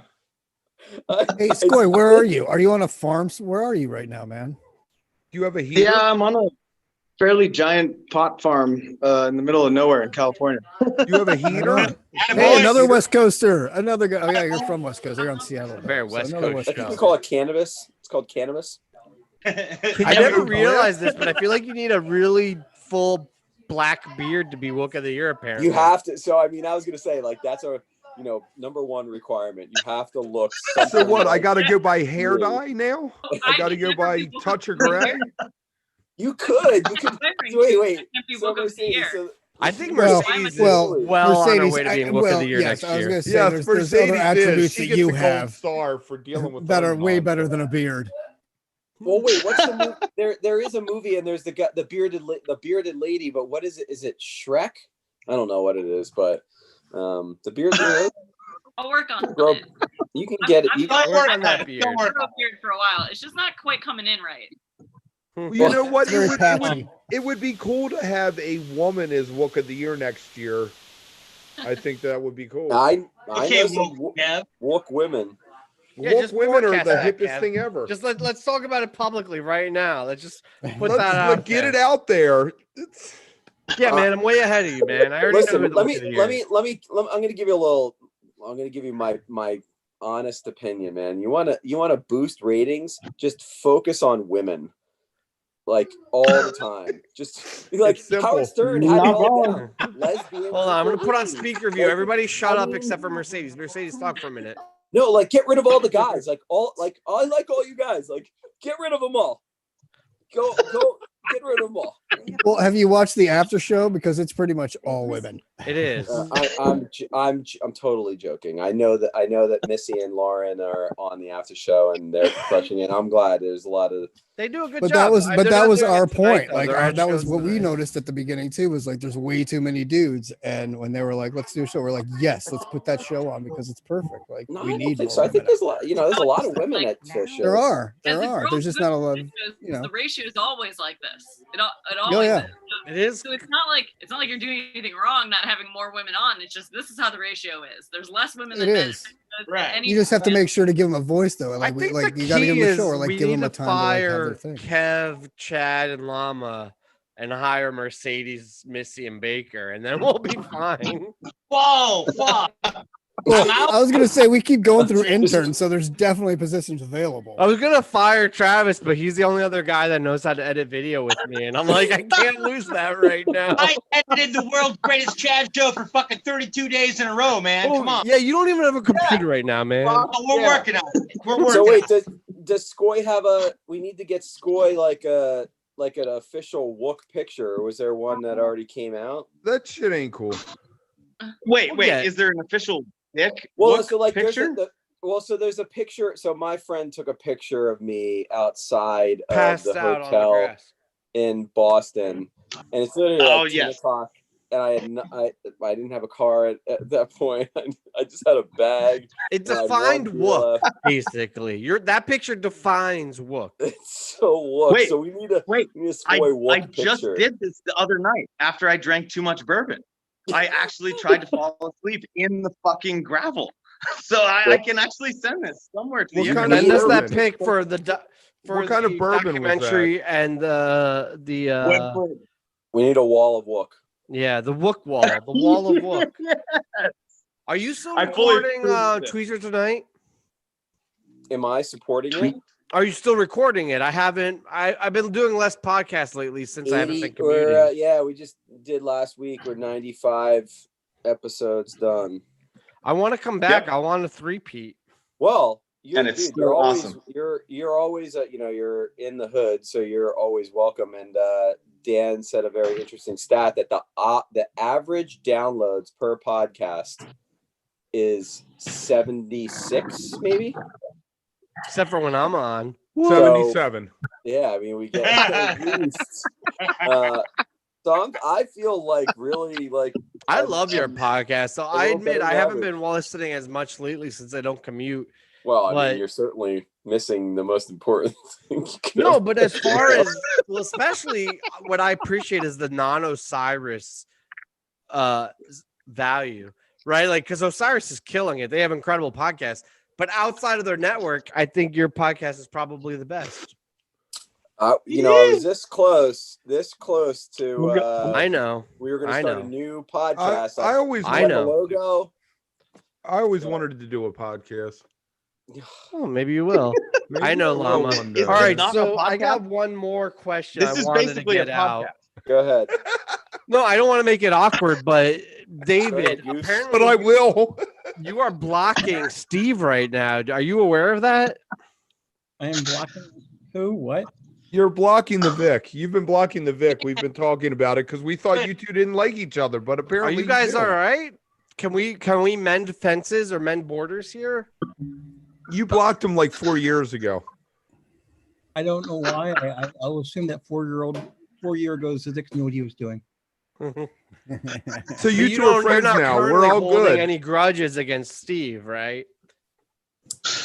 I blocked Charlie Dirksen for 7 years. Well, Charlie's a dick, though. I mean, let's be honest. So I mean, and Charlie and I work together like tons. No, I love Charlie, but he's kind of a dick, though, isn't he? I've stopped blocking people, but I forget how to turn it on or off. So I just assume that I did it for a reason. For some reason, I do not know why.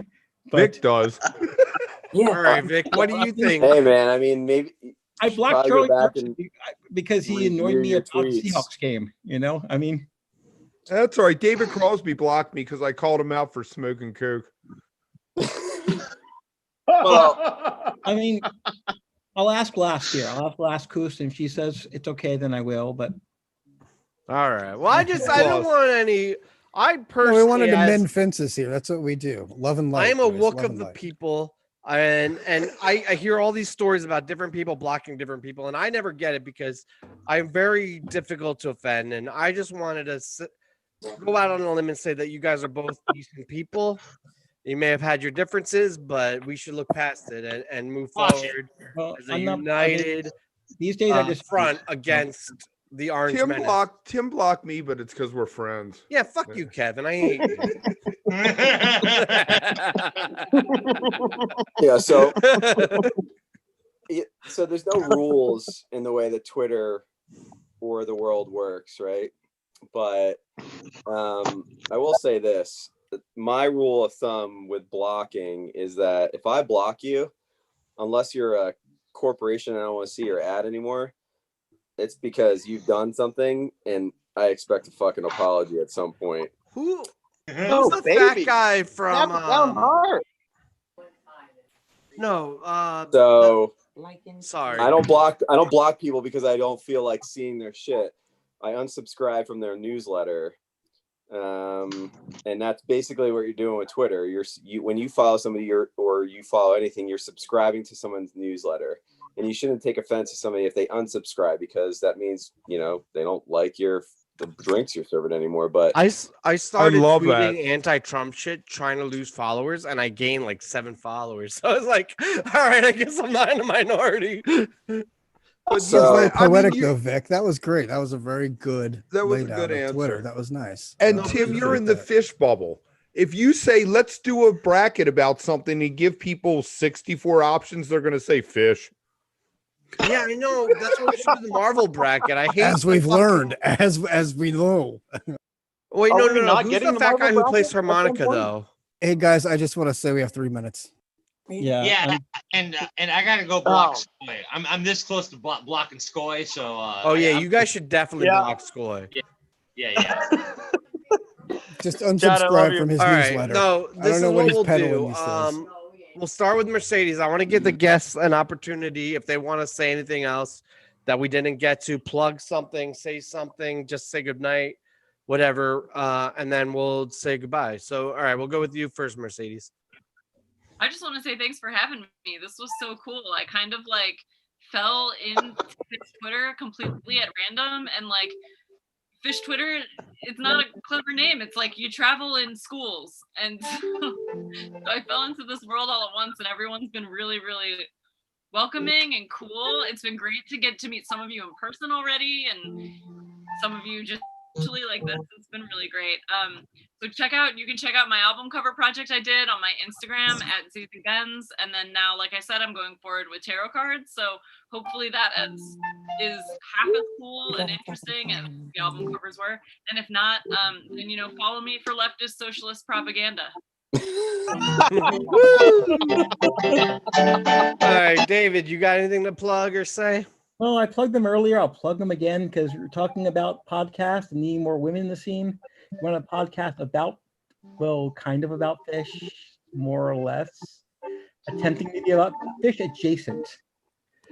I highly recommend Lot Justice, the most useless podcast about fish that will promise you will learn less about fish when you finish listening to it. So, and it's run by 2 women who are just amazing, and I highly recommend it if you like it. Mr. Vickner? I love the organ. From our Obi Chad Kenobi. Well, it's great. He's a keyboardist, if you didn't know. Oldie Chad Kenobi. So, Mercedes, I just wanted to say I really like the Ween cover album, and I like them all. They're super, I like effort, so I'm a big fan of effort. So, good job on that. Did you watch Capital? I didn't yet. No, I have to do that. All right. Well, if you're a leftist socialist propagandist, you need to watch Capital. I want to thank everybody for having me on, and I'll leave with this: like, I don't like being called sketchy, and I don't like being called part of a cartel, and that's what David did, and he's currently blocked. So that's the way I'm gonna leave this. It's the Jerry Springer moment. Hey, Skoy, we got last moment. I call it I like don't it is. know how I can read the last one except for I just want to plug Wook Plus because I fucking love you. Woo! We love you, Skoy. All right, everybody. We love you, Enjoy Skoy. Halloween. Congrats, Skoy. Thank you very much. What you got, David? Give us We something. already asked David. We're gonna send it Oh, here, out. I'll It's plug my 8:30. cat, Last Goose. Last Goose, follow her. You guys on are Twitter. drunk. All right. I Well, love you give all. us Go- the hey, listen, just intros. go Give us the enjoy intros. fish Give and us the vote, intros. Vote. Chat, Vote. don't block me. Please Vote. don't block me. Vote. Give us the intros. closed. I love Come you guys. on, give Stay us the vote. intros.